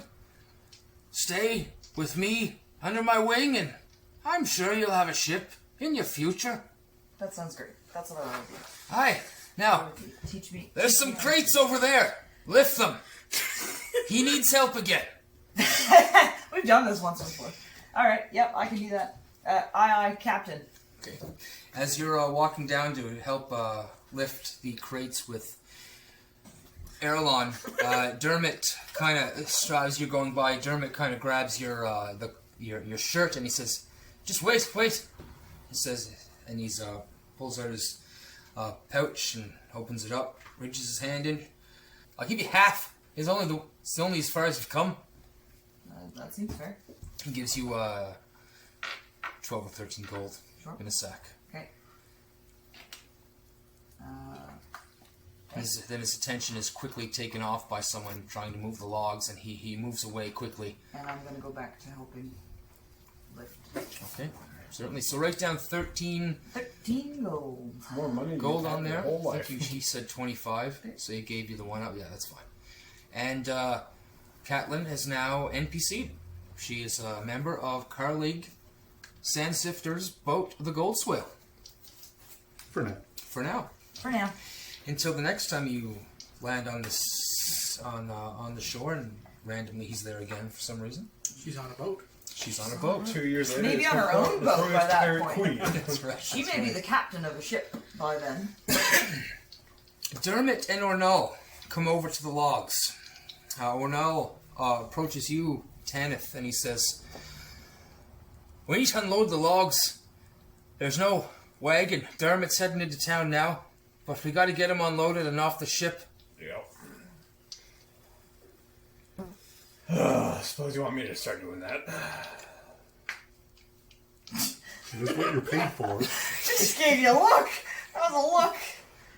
Yeah. For all those listeners out there, I just gave That was a who the hell do you think you're talking to look. Tanith a raised eyebrow from Ornell, and Ornell kind of walks away, pulls something out of his tabard, and snaps the top off and takes a swig. You drove him to drink. Jesus. He was already a drinker. It's one of the ways to survive. By the way, Catelyn, you also own 1 keg of ale down Nice. there. That was something that Catelyn claimed for. I forgot to tell you that earlier. Oh yeah, I forgot about that. Yeah, but it may be gone now. It was like 3 weeks since that happened, so who knows? So I'll go around and round up the mercenaries and start unloading the wood. Okay, they kind of meander to the top. They've been on sea for a while, but they make it up there. Dermot. Yeah, Earlon will call out. Dermot, Hi! what are we going to do with that? He points to the spice chest and he's kind of raising an eyebrow. What are we doing with that? Looks around. Says, "You gonna keep quiet about it?"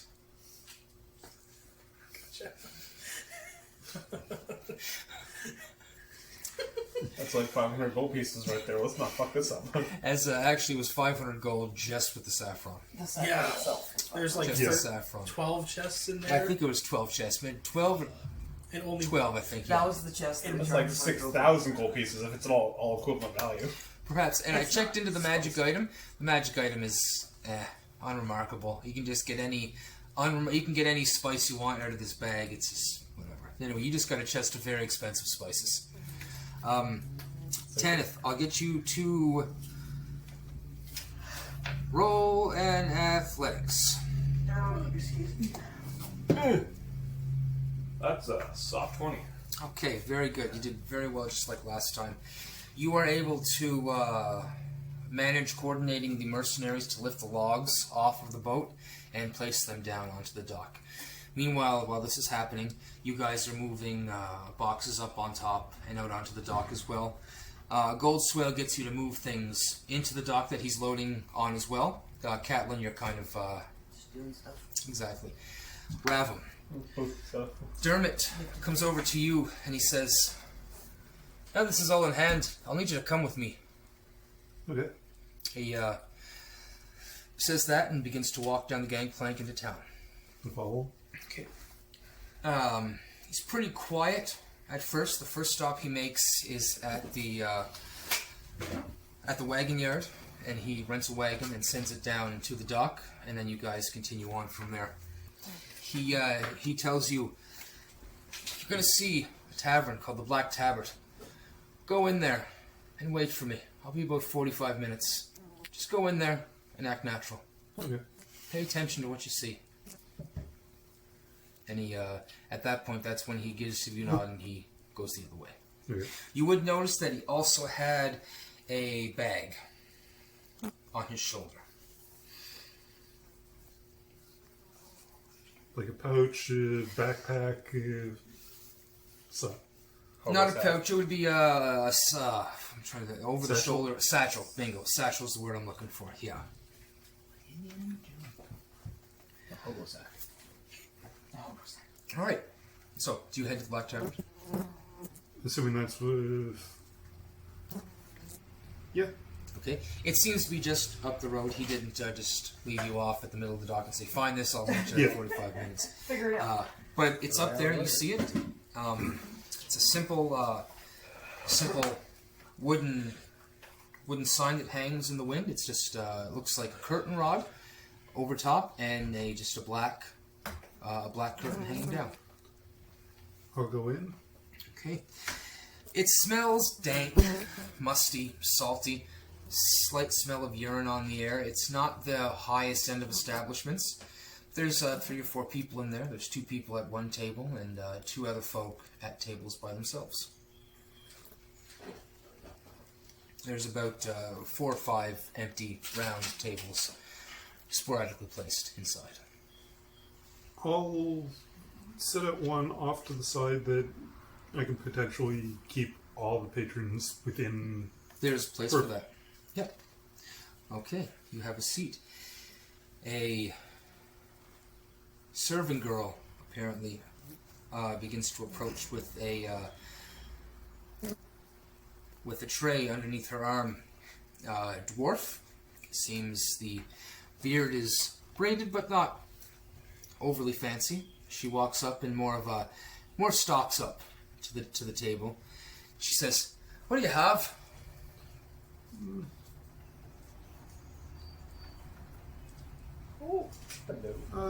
Chef special, something warm, please, and a good ale. Okay. There's a pause after you ask that. 2, 3 seconds, and then she leaves and she goes and requests gets what you requested.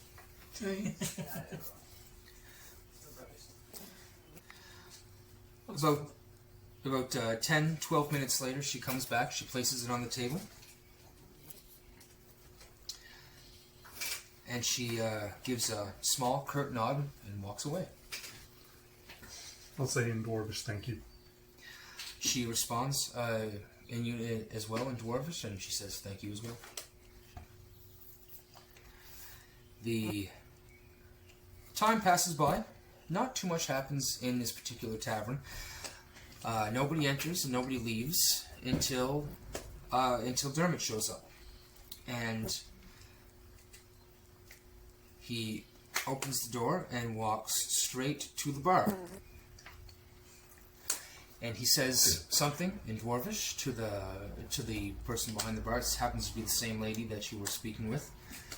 And he puts the bag on his shoulder on the desk, and she takes it.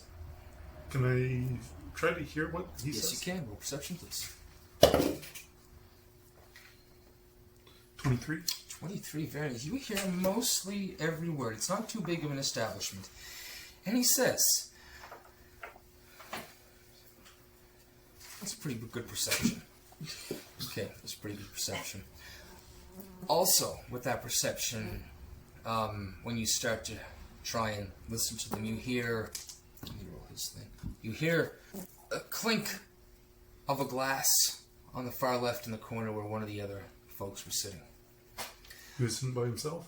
Guy sitting by himself, yeah, or the person sitting by himself. And then you hear Dermhit say to this dwarven lady, he says, in Dwarvish, "The skies were sunny in Delron. It was a more rocky delivery. But in the end, all things were nice and all the deliveries were made fine. You know my good friend, right?" He kind of pats the bag then. And she says, "Aye, I had a feeling your trip would be savory." And they talk about, seems like the weather. Talking about then a dog. She has a pet dog or something. And then they kind of just part ways. He takes a drink and walks out, leaving the bag with her. Pay attention to Buddy that made the clinking noise. About 6 minutes later, he leaves too. With your perception of 23, I'll give that the whole thing there. You can see Dwarvish, male. You can see cut short hair on the top of his head with a lengthy beard, braided to not really high degrees of fancy, but he does follow him out. He's wearing dark, common clothes. Doesn't seem to make his way out sneakily at all, just leaves as normal. How quickly after? About 6 minutes. Not that long after. He gave it about 5 minutes and then walked out. Gonna say, minutes can be a long time to...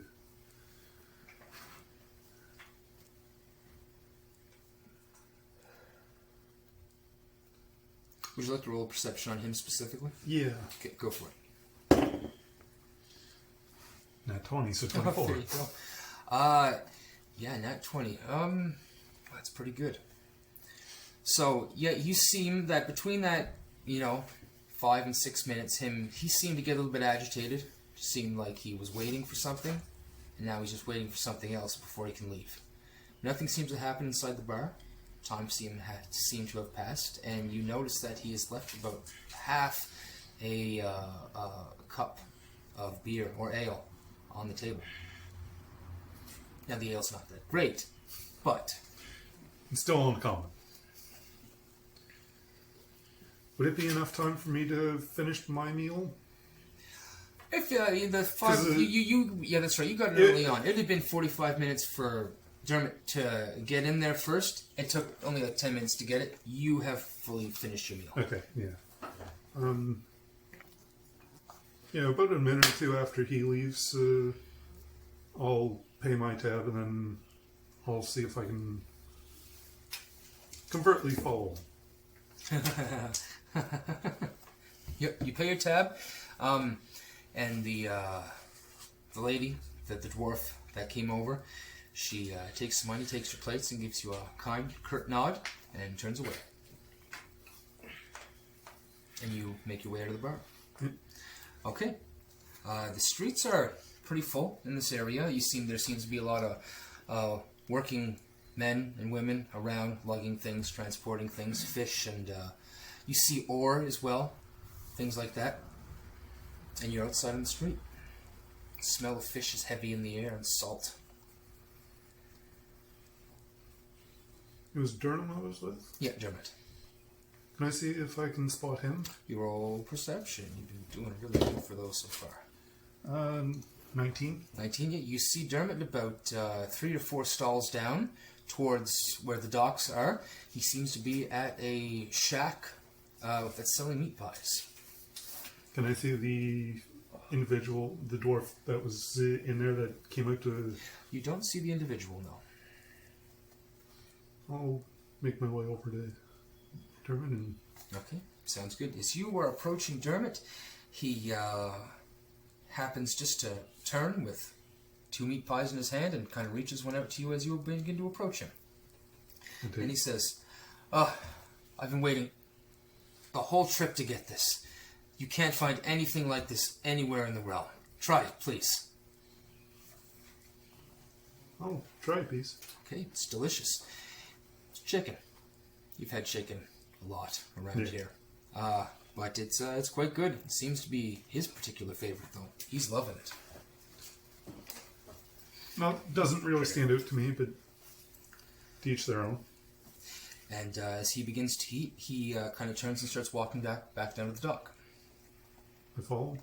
Okay, as he's about halfway through just mashing this meat pie in his face, and he kind of looks around and he says, inside the meat pie, says, "Did anybody follow me?"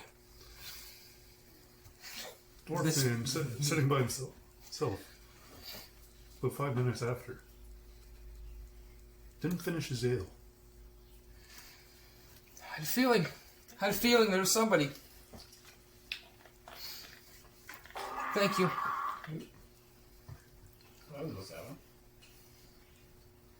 We'll be spending the night here in Cecils Cock, for sure.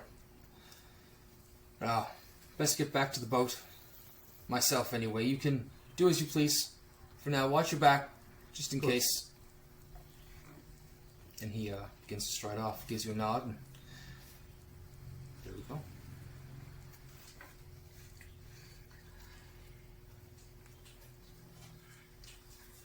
Okay. Tanith and Earlon. A wagon begins to trot down the dock. Sorry, starts to trot backwards down the dock. It seems to be quite large, twice as long as any wagon. It seems to be just long enough to fit the logs on the back of it. Oh, makes things easier. Earlon just kind of sighs, looking at the logs, knowing that he's probably going to drop something. And knowing that that's the valuable shipment, he looks at Tanith and he says, "Look, I'm gonna level with you at the moment. I will likely drop those logs." Well, it's a good thing we've got like 22 other people, so. So, Earlon just kind of hands up, moves back, and sees. All you gotta do right now is keep that secure. Yeah. He'll basically just stand mediator and direct them. Okay. To move Raven's currently not there, so Yeah. they're gonna need the next smartest person on Just the line. like tell the forced labor how to stack them. Well, I got an intelligence of 16, so That's I good mean, enough. yeah. Yeah, I got that shit. Your guys' roll from before was good enough to get the to move the logs and everything. So it takes about another hour loading all the logs, winching them down, and all that. But you get the wagon loaded up, and at that particular time, Dermhit, you guys see Dermhit rejoin everybody. Did you head back with Dermhit, or did you go do your own thing? I'm gonna go do my own thing. Sounds good. Okay. And Dermhit comes back without Ravim. Looking around, he says, "Excellent. Take it to the Curling Froth. Rooms for everybody at the Curling Froth." And he goes back on the boat to speak with RG. He goes back on the boat. And away. Earlon will, right before he goes up the gangplank, he'll just to say, "Hey, Dermhit, can I just borrow you for one moment, please?" Yeah. Yes. He takes him aside and he just says, "Do you know anybody who would take those here? Spices? Stuff? Cecils Cock?" How many more words do I need to say before you figure out what I'm talking about? Erlon's clearly very... He's not very good at being hush-hush about stuff. Yeah. We've noticed. Couldn't tell at all. Also, trying to find someone to buy like 45 pounds of saffron. He puts his hand on your hand. He says, "Relax. It's only spices." I come from Prowl. It's quite a lot. Keep them safe then. Sure. I'll try. Oh, you're with Tanith and 22 other mercenaries. I'm pretty sure you're safe for now. Yeah. But you would know, they're only spices. I mean, it's nothing off the books that you're going to have to worry about. But, Bricks of spices. It's no hand effective, really. You're not going to get lynched by asking the wrong person. You going to buy this? I got the goods. You got the money? I got some saffron. That's a good spice. He's got the trench coat. Like, Yeah. This is like 90s clear flasher or plastic. something. This is like spices. I got saffron, paprika, cinnamon, everything you need. I got it. You looking to spice things up. Shadows in a dark alleyway. Hey man, want some saffron? I got some cinnamon. I got some cinnamon. Shadow in a dark Fresh alleyway. nutmeg. Smells I got black vaguely, pepper, long pepper, cayenne, jalapeno. smells vaguely like a Spanish kitchen. Do you guys head to the Curling Froth? Yes. Well, yeah. You guys all... He'll take his hurdy-gurdy and take a look around. See, And the chest? well, What else are you carrying? just the Yeah, because hurdy-gurdy. we've established Okay, you where's can't the- carry very much. So you guys load it all up on the Is chest. at the front of the cart. He's got a Directly pack on his behind where I'm back. going to There sit. you go. Right on it. Yeah, Earlon's got a pack on his back with his belongings and stuff on it there, and the hurdy-gurdy. I'm just trying to picture you with a backpack, big chest spices, hurdy-gurdy over here, and walking into town, He found holding like 5 grand. he can't physically carry all that. He just found the equilibrium points and is balancing it on That's one it. finger. Cat in the hat over here. So he's just spinning it so it holds itself up. Elf in the hat. You go. So you guys, You don't like green eggs and ham. you guys enter into the main area of Cecils Cock, off the dock, into the first major road that spans out to the left and the right. On the right-hand side, you guys can spot the Curling Froth. It's a wooden sign hanging of, basically looks like a wave. That's all it looks like. But it's big letters in Dwarven that says the Curling Froth. And there's an area in behind the curling froth where you can bring the wagon. And when you guys set the wagon down, Ornal orders 10 men to sleep outside to watch the wagon at all times. The rest of you get fancy rooms. You And the gotta rest, sleep outside. yeah, it's basically, this is gradually, you're shifting off here for the night, kind of thing. I'll take one of those. I'll take the first shift as well. Okay, sounds good. So Tanith will take the first with 9 of the other mercenaries, unless one of you guys want to do it. But if you have business during the day, this is the time you're going to have to do it as things shut down at nighttime. Earlon will elect to take one of the later shifts because he only needs so much rest, right? That's right. So he'll take one of the later shifts so that other people can get rest. He is going to look around with his hurdy-gurdy and see if any... I know it's a harbor town, but he's just going to ask around and see if there's any sort of dwarven kind of, I guess you could say, shop that might be able to help with this thing. Or A dwarven musical shop? Possibly. Tinkerer, perhaps. Tinkerer, whatever. Okay, He's sounds Off going with to these ask around, and if he doesn't find Tanith one, he will doesn't recommend find a one. clockmaker. okay. Yeah, that's fair. Yeah, he does need a gear for it. That's what Carly said. Okay, so you approach somebody and talk to them? Yeah, he'll. Does anybody particularly look like they're like town crier? I guess you could say. Roll perception. Too many people. That's 8 for perception. You don't see much of a town crier. You see a few people walking around carrying heavy loads, mostly things like that. People in work gear that smell mostly like fish. You do see an old man sitting on a barrel on the side of this particular street. Doesn't look like he's being disturbed, or He seems to be smoking a pipe, just sitting and watching. he'll walk up to this old fella and he'll say, "Fair day." Aye, he looks up. It is. I have a question for you. I haven't been in Cecils Cock before. There wouldn't happen to be any sort of tinkerer's workshops around in this part. Oh, plenty of tinkerers if you need fixing. Nets, hooks, things of that. Looking more at the lines of instrument, like he sighs and pulls out the hurdy-gurdy and he shows it. Anything? It's dwarven Kind make. of looks at that. Missing gear. You say that's an instrument. It's a hurdy-gurdy dwarven make. Oh, I wouldn't know anybody around here, but there's an old tinkerer up on the high ridge. He's up there. He might help you. On the high ridge. Where's that at? Does he point? He points up there on the high ridge. Before you get under the plains, hang a left at the top. You'll see the Temple of Anra just on the left. You can't miss it. Okay. Thank you. I appreciate it. And how long travel would that be about? I would say maybe take you 35-40 minutes uphill, so an hour for you. Okay. Yeah.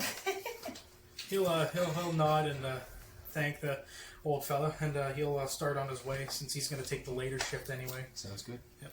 You're walking up, and you see it seems to be a fairly nice, common town. People doing lots of work. You see there's fishmongers out hawking their wares and different sorts of shops. Tinkerers, like you said, armorers and other such things. But you make your way up the main street of town, and you hang a left at the top ridge. And it's very easy to see. The first thing he said, the Temple of Anra sits up there, and it does, just about 100 meters in on that road. Temple stands about 3 stories high. It basically looks like each level goes up on an angle and then cuts in, and another one is placed on top, and they're stacked 3 high, and at the very top you can see this large white statue of a bird with wings in flight. What do I know about Anra? Well, I guess I could roll for it, but I've been getting pretty good at religion. Yeah, roll religion. You might. Yeah. Anra. That's 15. 15. Anra is the god of mercy. That's pretty much what she does. And all things that go along with mercy. Sometimes mercy isn't always the best option in some particular things, but it goes along with that. Okay. So Earlon would probably, both with his belief in pacifism and necessary violence, would probably look to respect Anra as well as Grinhilda too. Both those are pretty much both in your corner, Anra and Grinhilda for sure. Excellent. He'll get a kind of like a familiar look on his face, looking at the temples, the statue, and he'll approach. And is there anybody outside or on the grounds or?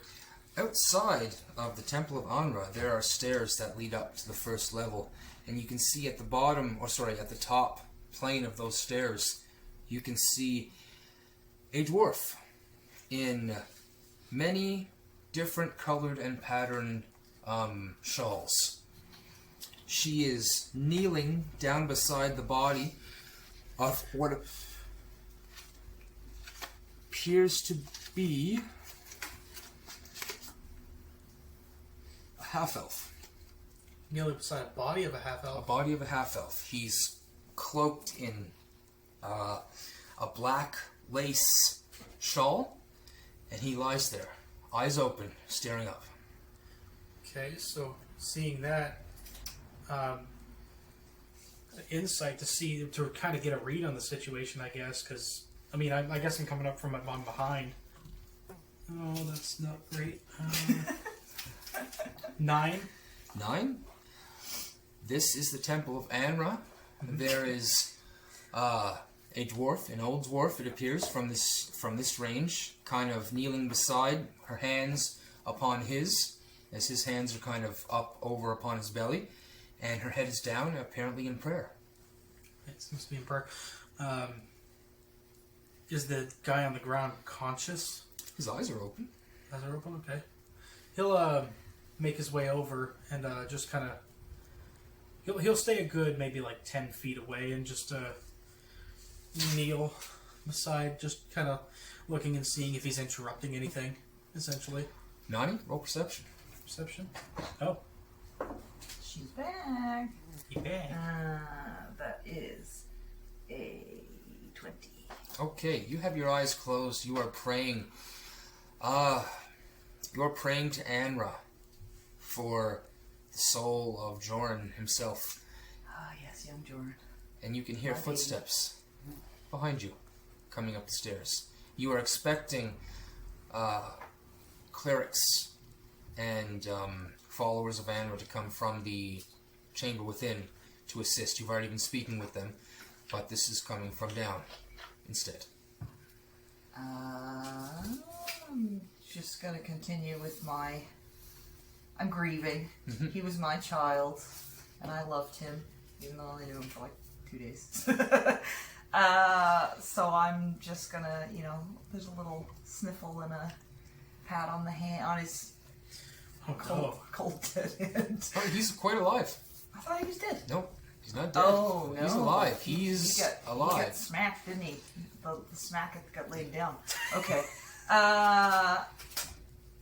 Then, I'm just patting his hand and reassuring him and telling him that everything's gonna be okay. His reaction is blank and listless. He's been like this for the past 6 weeks, as you and Ren Gimble have been traveling down from the Falls of Oros with him in this state to bring him to this particular shrine of Anra. Because this was the only place you thought he could go. And Anra is my deity of choice.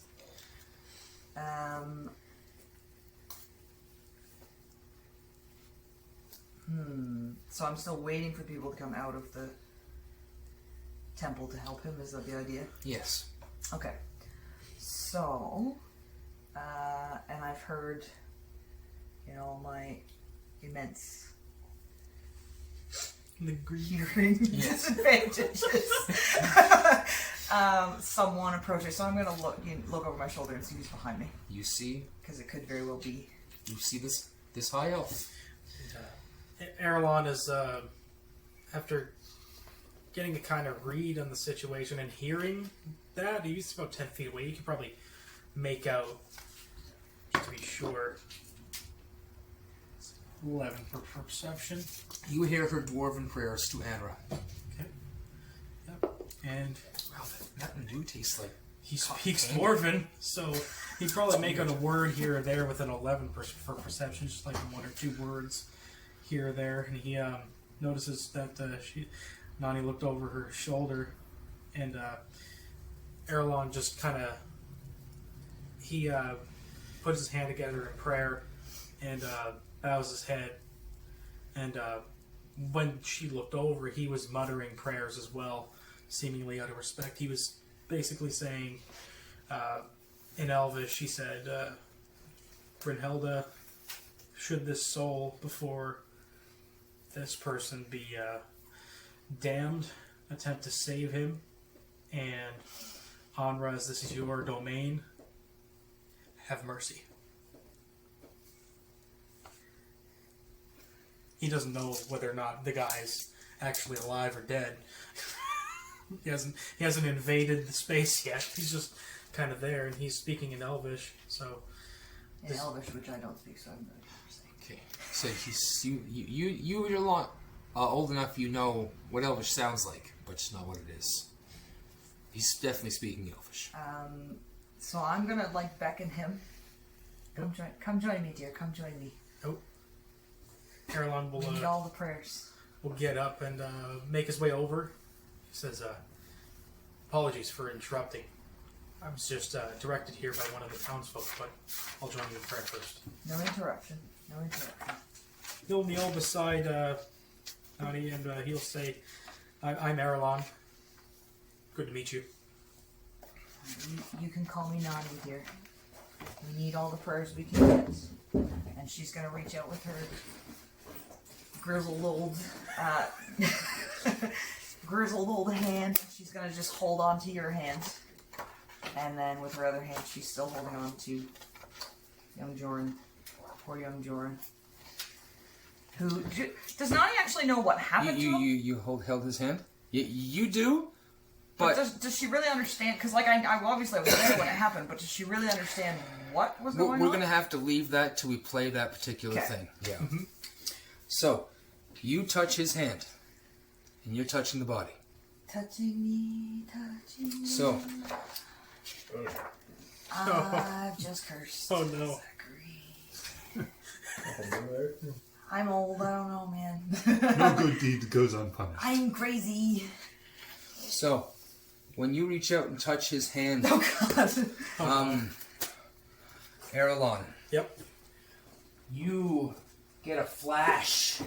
Your mind goes blank for just a moment, and you get a flash in your head, this cold, wet, dank sensation of a black, deteriorating pine tree on a stark gray background. And it's just a flash. Flash, and you pull away from her hand immediately. He'll kind of furrow his brow and shuffle back.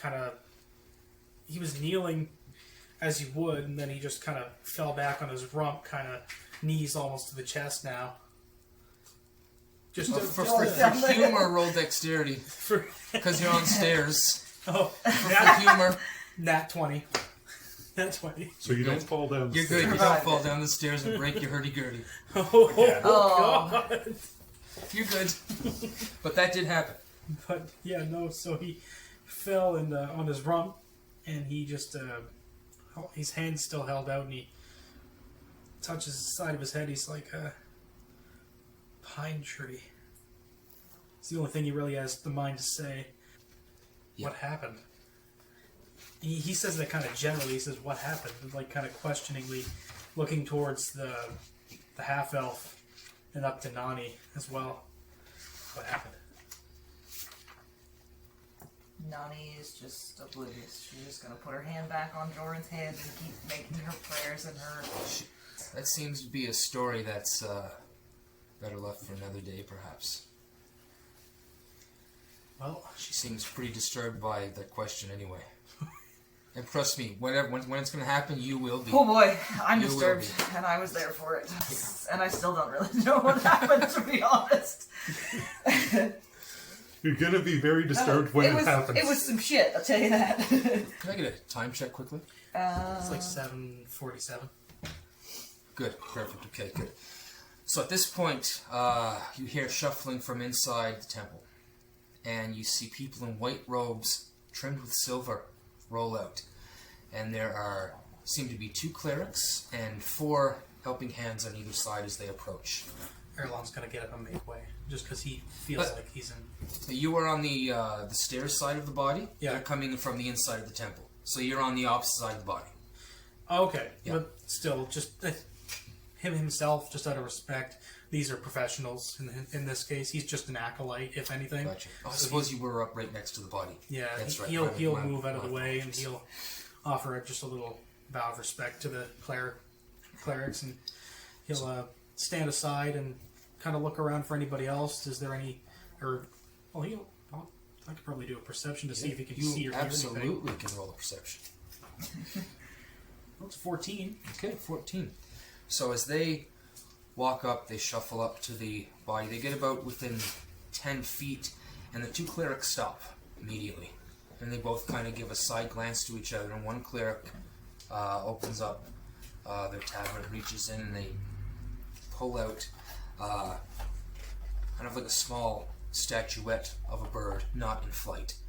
He puts the 2 hands on the bird, and he says a few words in Dwarven, and the bird's eyes light up.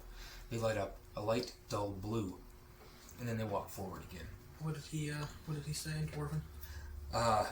Just some magical incantation. Nothing overly special. It had activated the item. Cool. Anra, protect us and save us. And then he Political puts, catchphrase. yeah. And he puts the bird at the head of Joran. Each cleric gets on either side of the body, and they both kind of put their hands out, and in unison they kind of swirl them around, kind of chanting in Dwarven again. As Nonny's weeping gets louder. Sorry? I said, as Nonny's weeping gets louder. You watch as they swirl their hands about over Joran as they speak incantations and words and praise to Anra. And after about 10 minutes, they stop, they move their hands away, and Joran's eyes close. And you can see his breath, as it was light and shallow, seems to get a little more. Seems to take in a bigger breath, but he doesn't awaken. The one that pulled out the bird takes the bird back and puts it in their tabard, and they say, "This boy is cursed. He has an omen on him of a very ill fate. What happened?" I don't know. Had everything happened so fast? I don't know. Were you there? Yes. Yes. He looks over at the other cleric and nods to the cleric. The cleric walks over to you and puts their hands out and starts saying the same prayers to you, and another 10 minutes goes by as they do that. You don't feel anything after that. But he says, "This boy has been touched by a great evil, an evil I would not like to speak of. What do you wish? What do you need of us? Help him. There's no more help we can give this young boy. He is cursed by gods themselves. We cannot intermingle with their world. I see he is not of your race. Is he Is he known to you? Is he important? Yes, of course he is. I wouldn't have brought him here if he wasn't. We can offer another solution, perhaps hospice? Hospice until I can find a cure. Yes, yes, please. They kind of let that argument falter. Of course, we will Insight take on him. that one. She's aware. It's fine. We will take charge of your friend. We will take him into the temple where he will be safe and protected from such great evil that haunts him. But I fear that you have been marked yourself. A taint left behind for a long time can affect you. I'm fine. We suggest you tread lightly with where you go. What does that mean? Walk in the path of Anra. She will show you the way. Of course. Don't piss off the gods. Don't throw goblins off a boat. Don't butcher goblins. Don't on kill the the boat. goblins I will. on the boat. Don't kill goblins. And then they glance over at you. Earlon perks up. What is your part in all of this? You seem to be connected as well. I prayed for his recovery out of respect, and was directed here by one of the townsfolk. He pulls out that hurdy-gurdy. You goddamn hurdy-gurdy. In the middle of the religious thing, you're going to ask about the... Just Yeah, right is. They just take it and yeet it down the stairs. Yep. Now you're hurdy-gurdy's Excellent. cursed. Please continue. Yep. So he Hurdy-gurdy. says, I prayed for his recovery and safety out of respect, but I really came here for this. I was directed here by one of the townsfolk.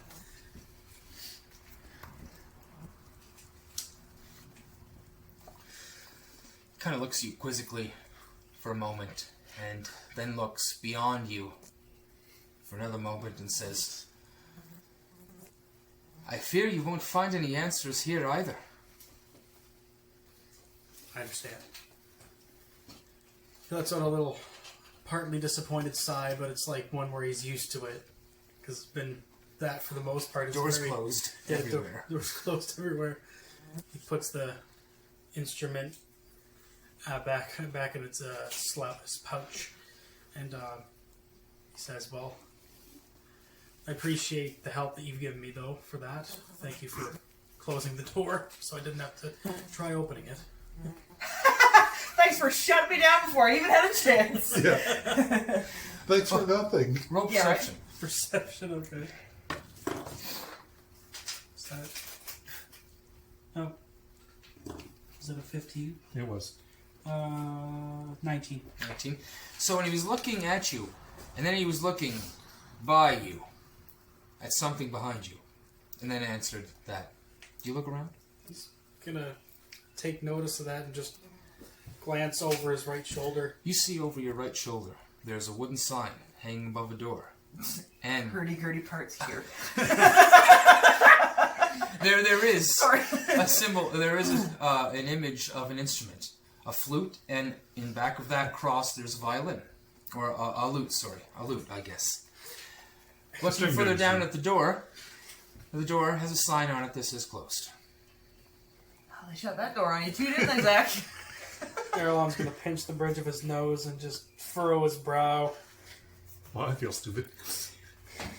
He's gonna look up at the sky or the ceiling, whichever is in his way, and he'll just have a shameful smile on his face, and he'll nod to the clerics. He'll, if Nonny's facing him or in his periphery, he'll nod to her, and he'll just start making his way down the stairs shamefully. As you're figuring all this out, they turn to Nonny and they say, "What is his name?" Jordan. Joran is now under our protection. We will take him beneath where he will be safe. We will keep him here. So even though Nonny has requested them to take Jordan into hospice, she's still not entirely prepared to let him go. So as they're carrying him away, she's kind of holding onto his hand until the last possible second, crying like a very small dwarven baby. I was gonna say like a big old baby, which is not. She's a little old dwarf lady. And as they take him away, she kind of falls to her knees and she says some more prayers to Anra and just kind of collapses a little bit into herself. Okay. Earlon, you see that happen. You see the clerics go in, take Joran's body away, you hear his name, and then they disappear within the temple. He's taking steps towards the staircase as he's hearing all that, and he kind of slows down. And is there a pillar beside him or anything? No, this is kind of just stairs that lead up to a structure that goes up 10 feet, gets smaller, goes up another 10 feet, gets a little bit smaller, and then it's all white stone with the bird on top. And there's a main door and slit windows around. Okay, so is there any... I take it there's nothing that he could, like, lean on around? Imagine where this is. At the bottom of the stairs, there is some flowers in large ceramic pots, probably up to your hip. You probably lean up on one of those. Okay. Earlon will make his way down and just kind of lean there and eventually just resort to meditating by one of those there for his little rest before he goes. And okay. He kind of figures by the time he wakes restfully, he'll be able to go down, get to the place, and then take the last shift. You're going to meditate your 4 hours here on... Okay. If allowed. Oh yeah, but I'm sure they're probably not going to stop you as long as you're on the Temple of Honor's property. So, you being broken down on the stairs, Nonny. Well, big old snot bubble. How long would you be there for? I think she's gonna get up and move. She's a sad lady, but she's a tough old bird. Okay. So she's gonna, like I said, blow her nose on the inside of her shawl and take her big old Coke bottle glasses off and wipe them off, and then she's gonna start 10 minutes, half an hour. toddling down the stairs. There's nothing more. Yeah. There you go. Half an hour. Okay. Nothing more she can do. Okay. So, earlier before this, Ren was not keen on going to the Temple of Anra. Uh-huh. So he decided to go somewhere else. And With a goat when we left him? A donkey? and another goat. There was a donkey or something. No, yeah, the donkey and the goat. He was Outside the outside temple. sleeping with the He donkey went and and the got goat. himself some ass. So he took the goat and the donkey and he left? Yes, he's Hold on, somewhere about roaming around the countryside until he rejoins the To party. say that Nonny will not miss him.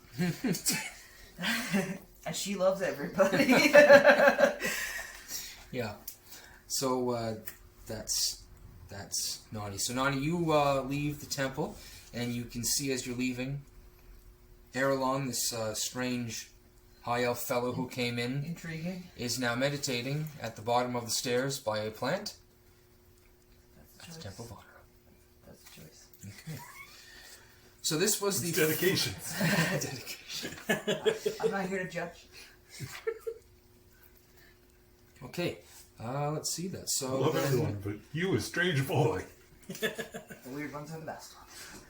So then, Nonny, you drop Joran's body off. Or When you say it like that, that Jesus. sounds bad. You drop. Here, you take You this. deliver I'll be him back. to the Good one. Just stick a dagger in him. Okay, here. He's done. It's done. Now he's a body. What do you plan to do? Well, I've lost both of my travel companions. Yeah. So I'm going to go see if I can find lodgings. Okay. Work for lodgings. Go to the tavern. What was it called? You don't know. There's lots of taverns around here. I'll find a tavern. Any old tavern. One that may or may not have One a that wooden may or may leg not in have a it, whole but- bunch of people in it that really need to be fed.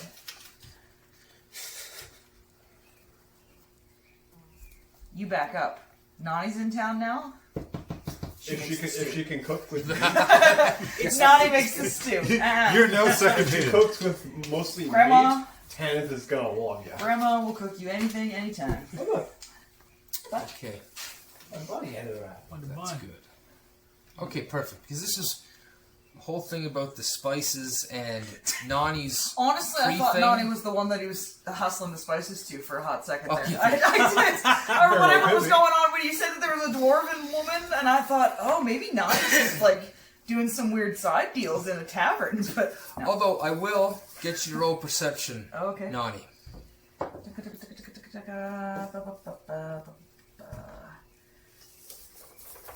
That is a 17. 17's good enough. Good enough.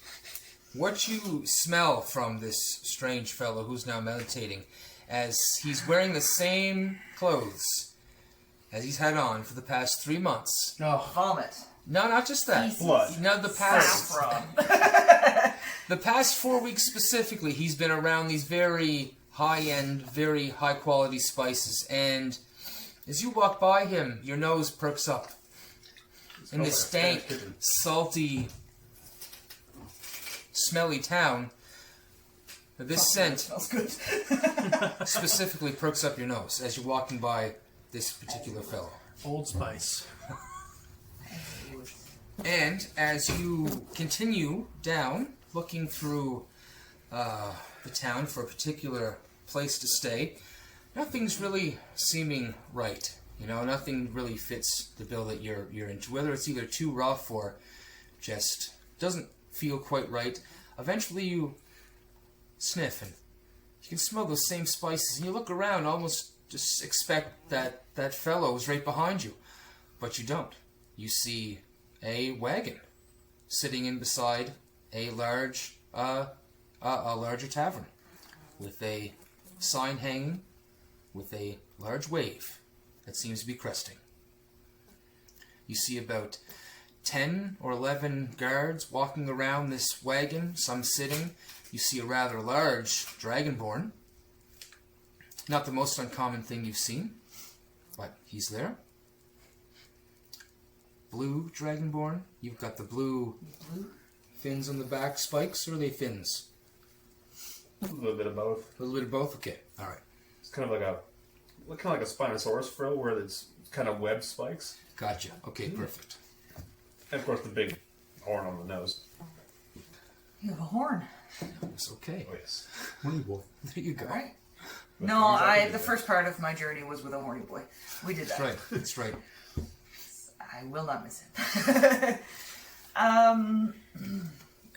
So, I'm trying to decide just how crazy Nonny is. Okay. She has moments of, Lucidity. I think she's just gonna toddle up to the wagon, just follow her nose, just sniffing. Like Tanith? a Bugs Bunny moment. Toucan Sam. Ooh, 5. Okay. You got your back She's turned. so little. She's just. Yep. You've seen lots of small, older lady dwarves and men walking around, or male and female dwarves walking around carrying things, and this particular one maybe just got under your nose. You're just looking at the wrong ones, and it seems to be right behind you, and then you kind of look, and she's at the wagon.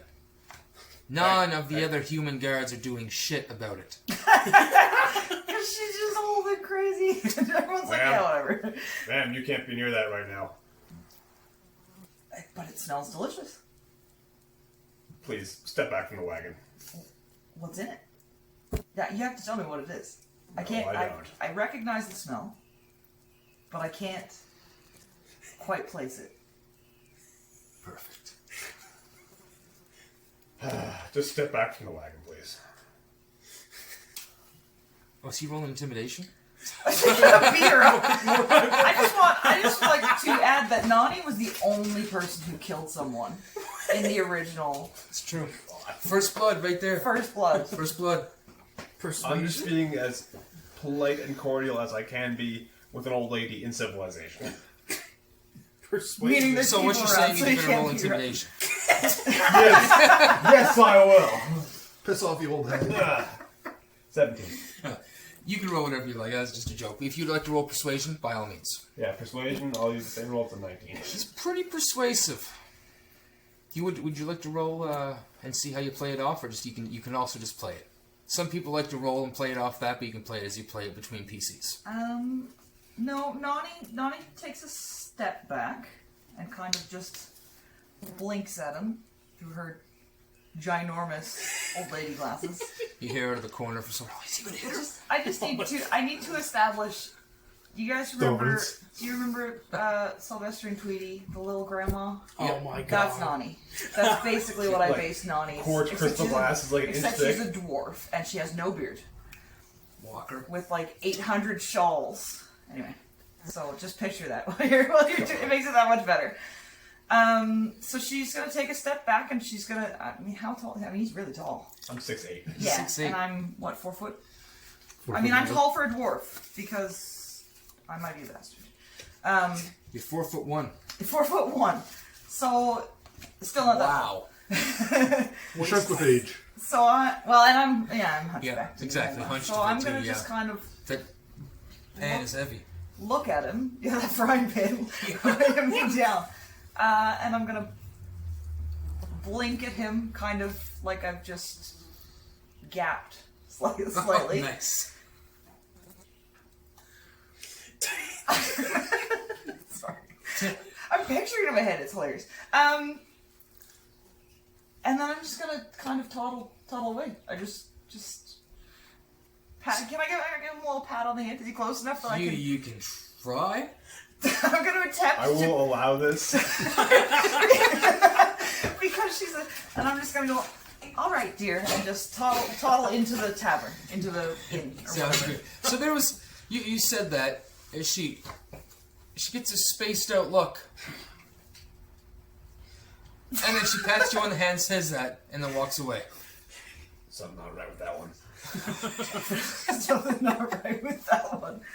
After she goes inside, like, how did she get near the wagon, guys? Can Nonny come back and try it again?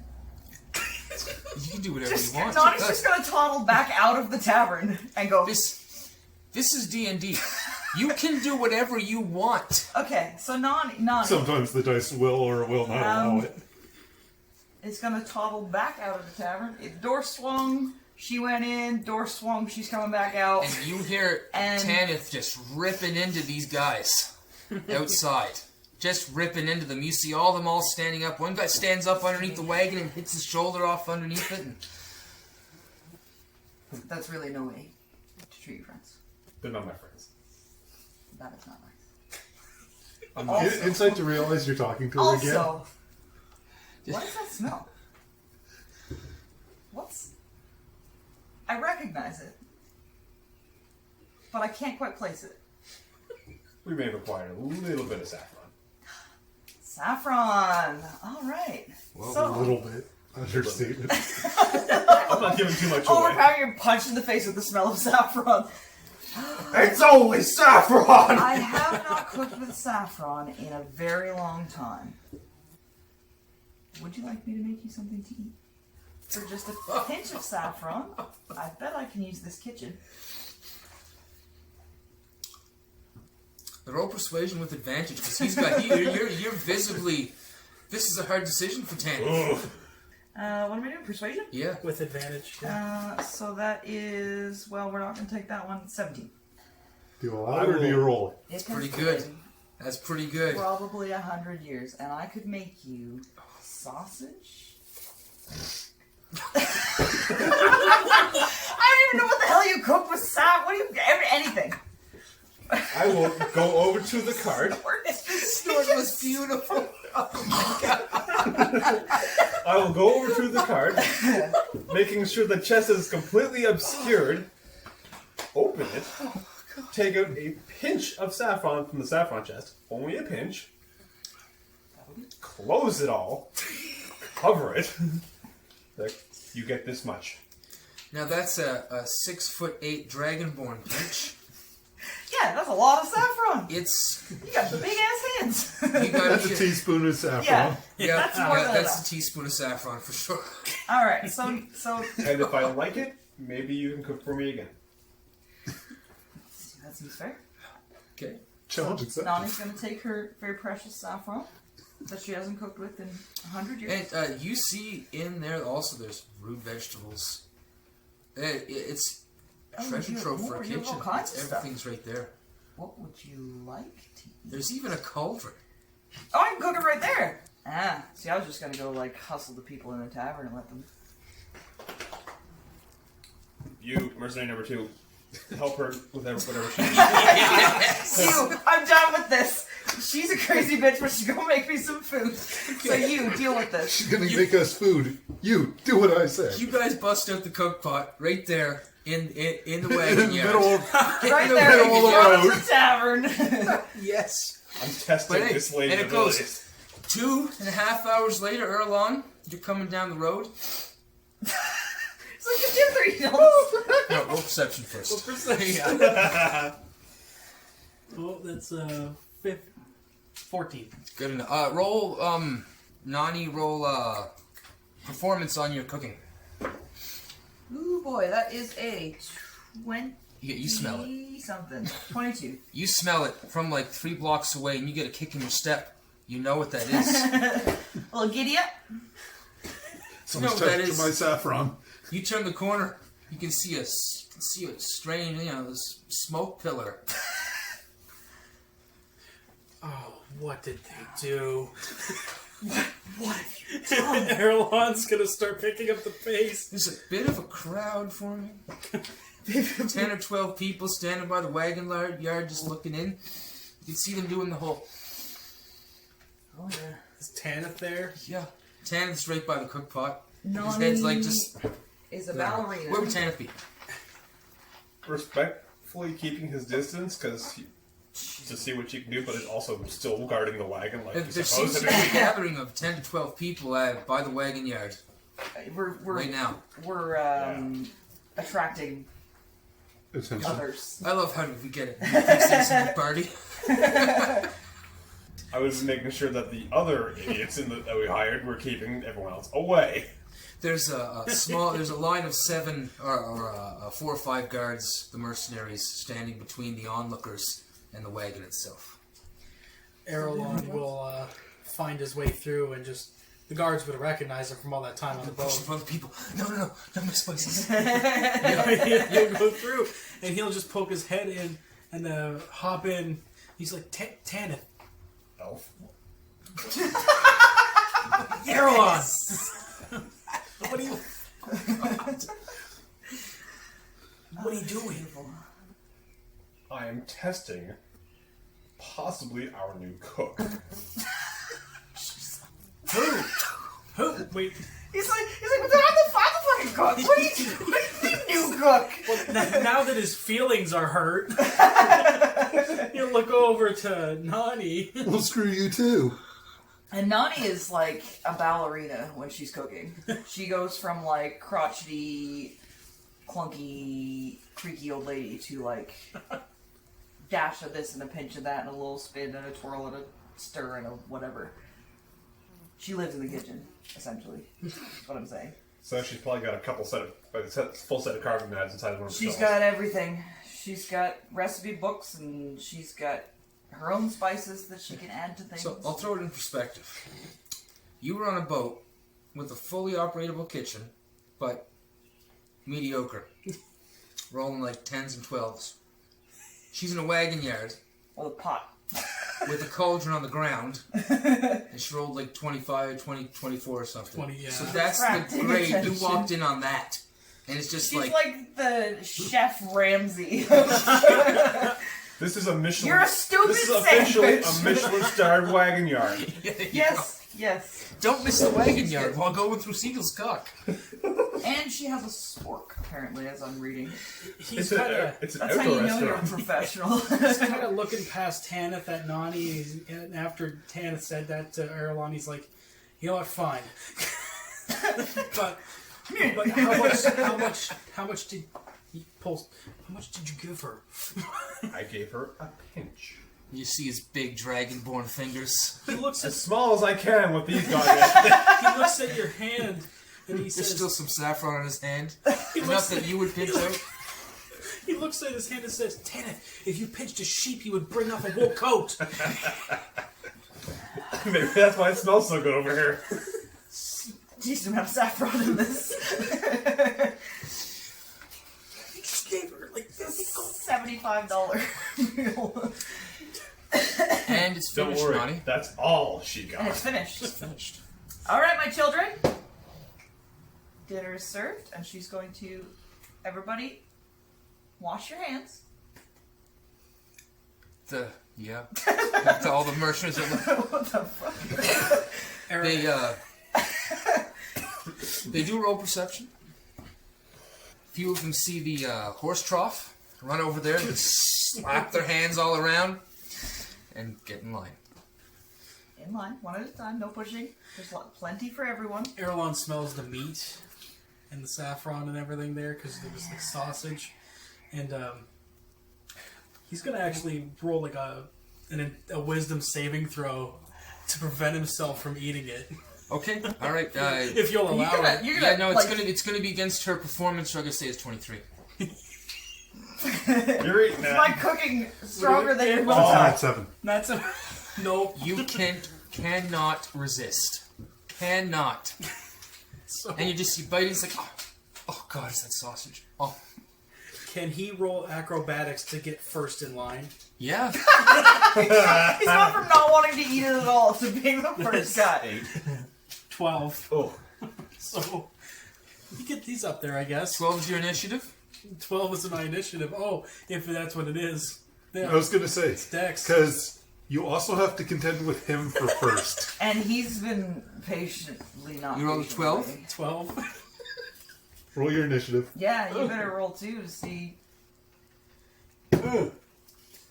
15. Keep in Okay. mind there's like 20 people in line. You're fourth last in line. So I tried. You tried. No, Failure. Tanith, there's one. What'd you roll? 15. One other person got in front of you. One other guy, and it was the guy that was helping her. He was right there.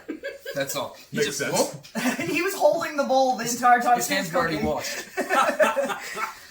There you go. So you Roll get, initiative and for food order.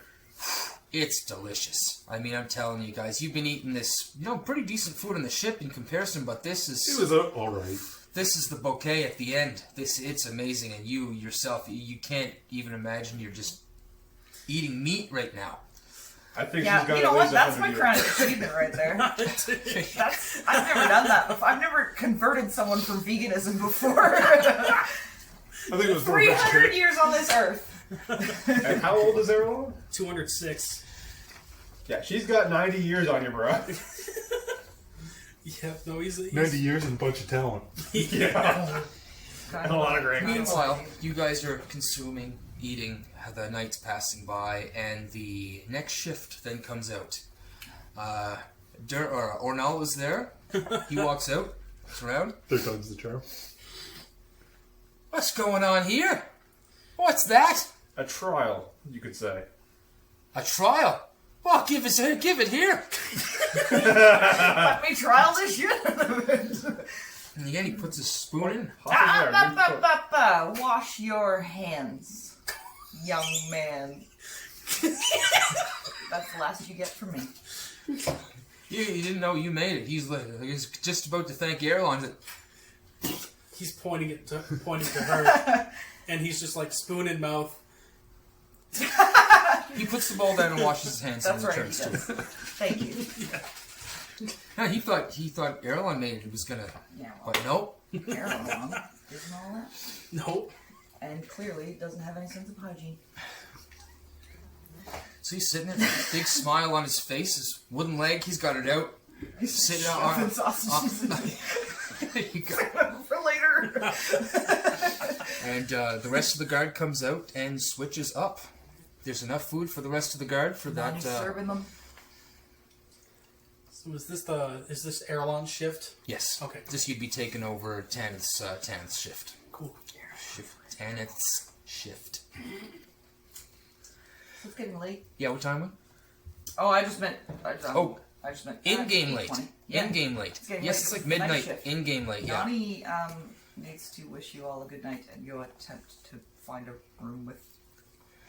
No, she got money. I was just going to no money. You Just say- take a bowl of soup you- and be like, I'll give You you just this. earned at I'll least give a you night. this. You say that, and Ornal puts his bowl down, fishes in his pocket, brings out a key, and he says, "Hi, you can have my room for the night." Oh, you're so sweet. Thank you, dearie. And she's going to take the key, and she's going to toddle away. Now, there's Not nothing gonna sexual she's about not going that. to come back for a third time. She's had yeah, her that's moment. And Nonny goes to bed. The rest of you are just kind of there looking at each other like, what are we going to do? After setting down the bowl, realizing what he had done, he'd eaten meat for the first time in just a tick over 100 years. His life did not. Yeah, you just 100 years. I've never read. No, he converted after he enrolled himself into the priesthood or acolyteship, if you would, for Grenhilda, because it's a part of that. Pick another Monsanto tradition. Sacrifices? You have to sacrifice something else, Zach, because you won't be able to resist. He will apologize profusely between the shifts switching to Grenhilda, and he will say that will never Sorry happen for these again. sausages. I'm sorry for It'll these never. sausages. It'll never happen again. I'm so sorry. He's Oh, just my like- will was weak. He sounds like a blubbering elven baby because he's praying in Elvish Like to a Grenhilda. toddler. So keep that canon. That anytime she rolls food over 20, you have to have a save against that. Because you still have strong morals, and I believe it would take more than a 20 for you to break that moral. Yeah. So keep that going, because that was funny as hell. Wow. That's pretty good. So, night shift takes over. Nonny, you Before are sleeping. Tanith, you are Before sleeping. Tanith goes in, he's gonna go over to Ornal, or Stumpy as I call him. I have an idea. Let's bring her with us, if she's amenable to it. We're stealing the old lady. You'll have to talk to Dermhit, but I don't think there'll be any Just give trouble. him a ball. Triple advantage on persuasion. Plus 12 bonus. Advantage and +3. Do you think she'll come with us? Never. Won't know until we ask. I'll have to see you in the morning. Considering we got 45 pounds of saffron, I think we have a good incentive. And that's just the saffron. Yeah. Ornal pats you on the elbow and says, "Go get some sleep. We got a big day tomorrow." Yeah, we do. And with heavy footsteps, I'll make my way inside. Heavy footsteps and a full belly, you make your way up the stairs and lie in the bed that's far too short for you, but it doesn't matter at this point. You're completely content, and you fall asleep. Feet hanging over the edge. Yeah. I'm just gonna roll perception for my shift. Yep, I guess. yep. Absolutely. And, that's right. I suppose the food invigorated Earlon. 21. Oh, there you go. Yeah. Absolutely did. And we got a little bit off track, Ravim. Sorry about that. One thing leads to another. You and Dermhit part ways. Back when the sun is still high.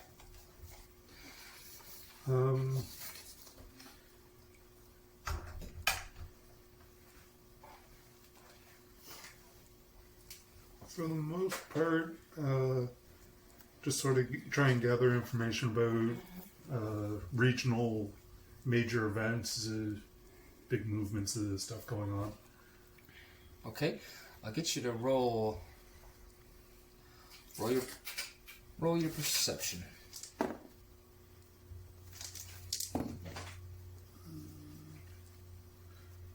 Only a 10. 10? Okay. So, regional events around here, you seem to hear people talking about kidnappings, but that seems, you've been hearing about that all over the place for the most part. Doesn't seem to be, and you hear more on the fact that the low-lying people in the Shiers are making real effort to start mining. Making real effort. They're speaking with the council in the Shiers themselves, and it seems that they're making a decent amount of headway in comparison. This is a new event, because every other time they've been basically shut down.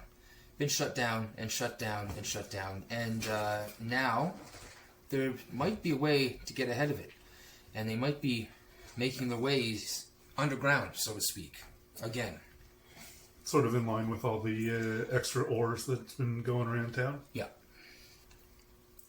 One particular time, you run into a man who begins to talk to you, and for a moment you can't really make heads or tails of what he's trying to tell you, or the conversation. Then he quickly stops the conversation and leaves. You're not quite sure what was happening. Can I make him... Once he walks away, can I write down basically as much of what he said to me? A roll history, yeah, for sure. See how much you can recollect real quickly. History... 17. 17, good. You're able to get most of what he was saying. Yes. Okay. And for the most part, it was, with the 17, it was very similar in dialect, like the way Dermhit was speaking. Yeah. You know, it's just, that's a weird thing to say about. That's why I chose to write it down, because next time I find him, because I don't know if he actually told me where we were staying the night. He would have, but yeah, I don't think we glossed over it. Yeah. Okay. Yeah. So when we get back to the inn, I will ask him what this means. Had I known this stuff before when we got on the boat, I would have asked him to teach me some of the stuff.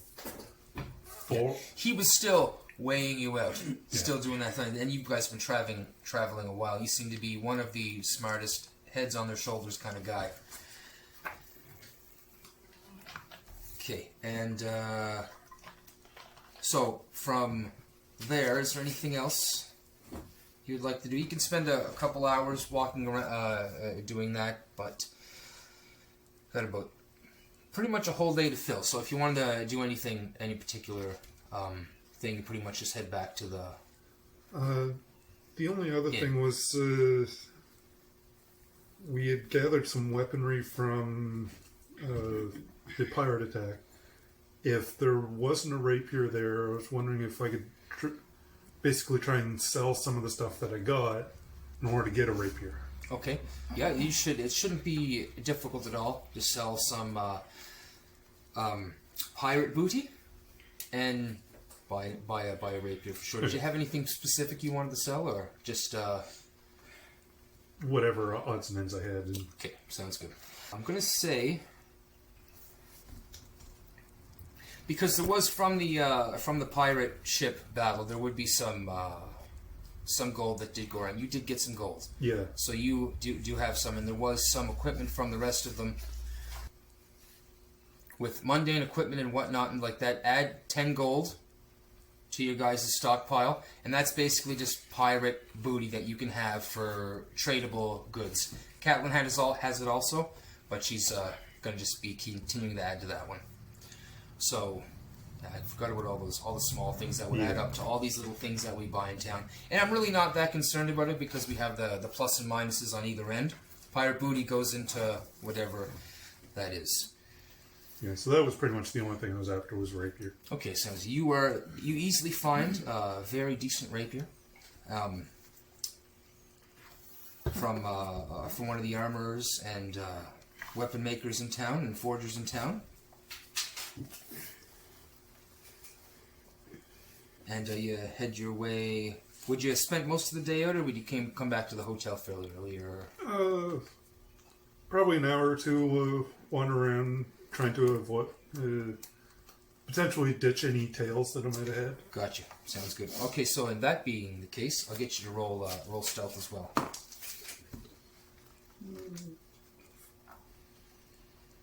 22. Okay. Yes, you found quite many alley in this particular city, up and down. It seems like there could be a lot of a lot of under-the-table work being done in this town. I imagine there would be. And you make your way back, or you make your way to the Curling Froth. And it's about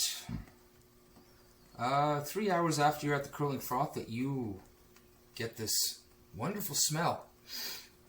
You know the smell. You've been smelling it for the past couple of weeks. They're cooking with that again. You don't know where it's coming from. It's certainly not coming from the plate that's in front of you right now. Not again. And then shortly after that, you see a dwarven woman walk in with many shoals, holding a large key. The key has a number on it. Want to roll perception? Yes, I do. It's a key. 7. It's a key. Yeah. And Key to this inn. Yep, that's it. And she walks upstairs. Big smile on her face, like contentment. I can probably smell why she's content now. Oh, as soon as the door opens, the waft of smell all the way in. Now, I don't know if she actually had some, Oh, you're not or sure. if she cooked it, but yeah. What do you do?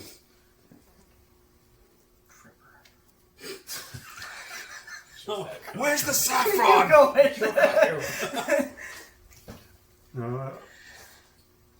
I'll finish with my meal and Your meal seems drab after you had that whiff. that's why after I finish this, I'm going to go outside and investigate. Okay. So you finish your food. You see the shift change, or that happened beforehand. Sorry. You see the rest of the mercenaries come in after that, and you head out there, walking by Tanith as he kind of nods, may or may not say something to you as he goes by through the door. Have some stew. It's good. Says as he shovels his fourth bowl into his face. And Hurry up. There's not much left. Yeah, I'll line up for whatever this... So when you head out there, there's even some people that you know are not of mercenaries in this lineup for this stew. You get in there, Strangers in the street. And no one cared about the wood no more. and it's is it Earlon serving it out? He's watching over. Okay, one of the mercenaries is serving it out. I just want to see how Earlon is serving he's- out the. I didn't think he No, would. he's just watching over. Stuff. So one of the mercenaries is serving it out. Serves you a great big bowl, and now you know where the saffron went. Now you know. I just look at the elf sitting there and sigh. It wasn't me. I was at the Temple of Anra, and when I came back, I smelled it too. It was Tanith gave her a pinch of the saffron. Right on And you know how big his hands are. Yes! Just hear my evil laugh up your side. As he shovels his fifth bowl of stew into his face. How big his hands are. And you would have noticed that he said that Earlon said her. He gave her. So Which her? the dwarf, did you not? You came in, didn't you? You saw the. Well, I came out. She went in. The dwarf with all his shawls on. The dwarf! Looks like a decoupage back from Grell. Tanith yells from out his window, from his room. I can hear them. Also, keep it down. I'm trying to sleep. I'll try Saffron Pincher. For the love of God! For the love of gods! All of the gods! Yeah. The one of his least of our concerns at this point. Earlon's just blowing it.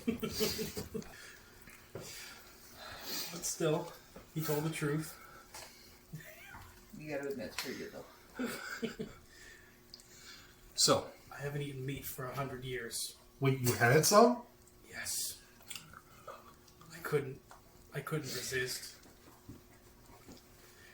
I The woman must be a god. something of that ilk, for certain. Certainly better than I in the kitchen. Well, yours wasn't bad, but it wasn't fantastic either. This isn't even in the same realm. Yeah. Well, it's coming out of his share. I'm not getting paid for this. So, Ravim, you guys discuss this. You have some of this delicious stew. Yeah. I'm only slightly less agitated about it. Because Earlon doesn't know when to shut up. Pretty much. That and you're dipping into the saffron's reserves again. Yeah, it was like the second time, third time. So, what's your plan, Ravim? After I calm down, after enjoying my stew, I will go see about getting the message translated. So The Dermot's, words you've written down? Gotcha. You'll know that Dermhit is currently sleeping. You might have to wait till morning unless you want to wake him up. Good luck with that one. I will actually wake him up. Okay. The man is sleeping on the cart, you know that, right? Actually, no, he's taking night shift, Dermot is. No, not no. Oh, Or no, Dermot's, Yeah. Dermot's most certainly sleeping. Yeah, yeah. Dermot's Alright. stumpy either way. They're all the same. Pretty much. You ask around, you're able to find out which room Dermot is in, and you go up to his door. I knock on his door. There's a shuffle, there's a move, and you can see the door open a crack, and you hear, "Yes." I give him the piece of paper. Someone came up and asked me some questions. I don't know if it was code or something, but it seems similar to what you were talking about earlier. Might you make heads or tails of this? The door opens a little bit more, and you can see Dermot in his night clothes, and he has a dagger in his hand. And he looks at you. His eyes are kind of squinted, and he takes the paper and looks at it, looks back at you, and says, "Somebody gave you this?" Came up to me on the street shortly after we parted ways, and asked. I jotted it down after he left. Interesting. Does it make heads or tails for you? I'm not sure. I don't know if it pertains to me or not. Let me sleep on it. Okay. He shuts the door. He seemed pretty agitated himself. Well, I did wake him up, but A little more agitated than just waking someone up in the middle of the night, though. yeah. Yeah. I figured it might have been that important that... He answered the door with a dagger.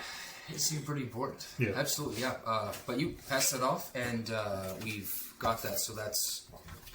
Alright. And after that, Ravim, you have been... you have rooms as well here. I'll go to my room and check. Okay. Outside.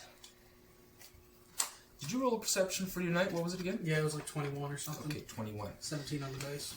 As the night crawls on, the moon climbs up into the sky. About 4 or 5 hours pass into the night, and the streets are dead. You might hear the scurry of a rat, a dog, or a cat somewhere around. Then you hear clank, ting, ting, ting, ting. What direction? From the other side of the wagon. And there's nobody else out here with me apart from myself on And duty? 10 other guards. 4 of which that are sleeping right now. Earlon takes his quarterstaff out and whaps it right against the side of the wagon, and he's like, "Wake up!" And he goes and runs around the side of the wagon and tries to see if he can see whatever the hell it was. Okay, you do see. You see a dwarf. Short brown hair. In dark, common clothes. You can see him picking up a metal implement off the ground. He's by one of the wagon wheels. He'll get into a low, wide bowed stance and point his quarterstaff at him. Dwarf. Does he recognize him? 21. No. No? No. Step away from the cart immediately. Oh, intimidate. Oh, I was going to say roll for initiative. Oh, initiative. But if you want to roll intimidation, go for it. Intimidation. It's 11 for intimidation. Do you want me to roll initiative too? Yeah, roll initiative too. 21. 21. What do you do? Does he move? You get to go first. Was your intimidation your first move? Yep. Okay, he runs away. Runs away. You get an attack of opportunity. So he runs away. Yeah, he's gonna try to just sweep him on the legs to trip him, if possible. Okay. I'll get you to roll strength. Athletics. Athletics. That's a nat 20. You catch him. Sweep the leg, Johnny. Roll a 9 on the... He begins to get up and run, and you catch his right foot, and he falls flat on the ground, face first. And Earlon's gonna rush up. Guards! Yep, your mercenary guards swarm around, and he is surrounded. Alright. He puts his quarterstaff to his neck. He's just like, what were you doing? He opens his mouth, and we'll have to wait for next week. Nice. It was a good one. Not a lot of action or dice rolling, but sometimes they go like that. The important dice rolls happen. Yes.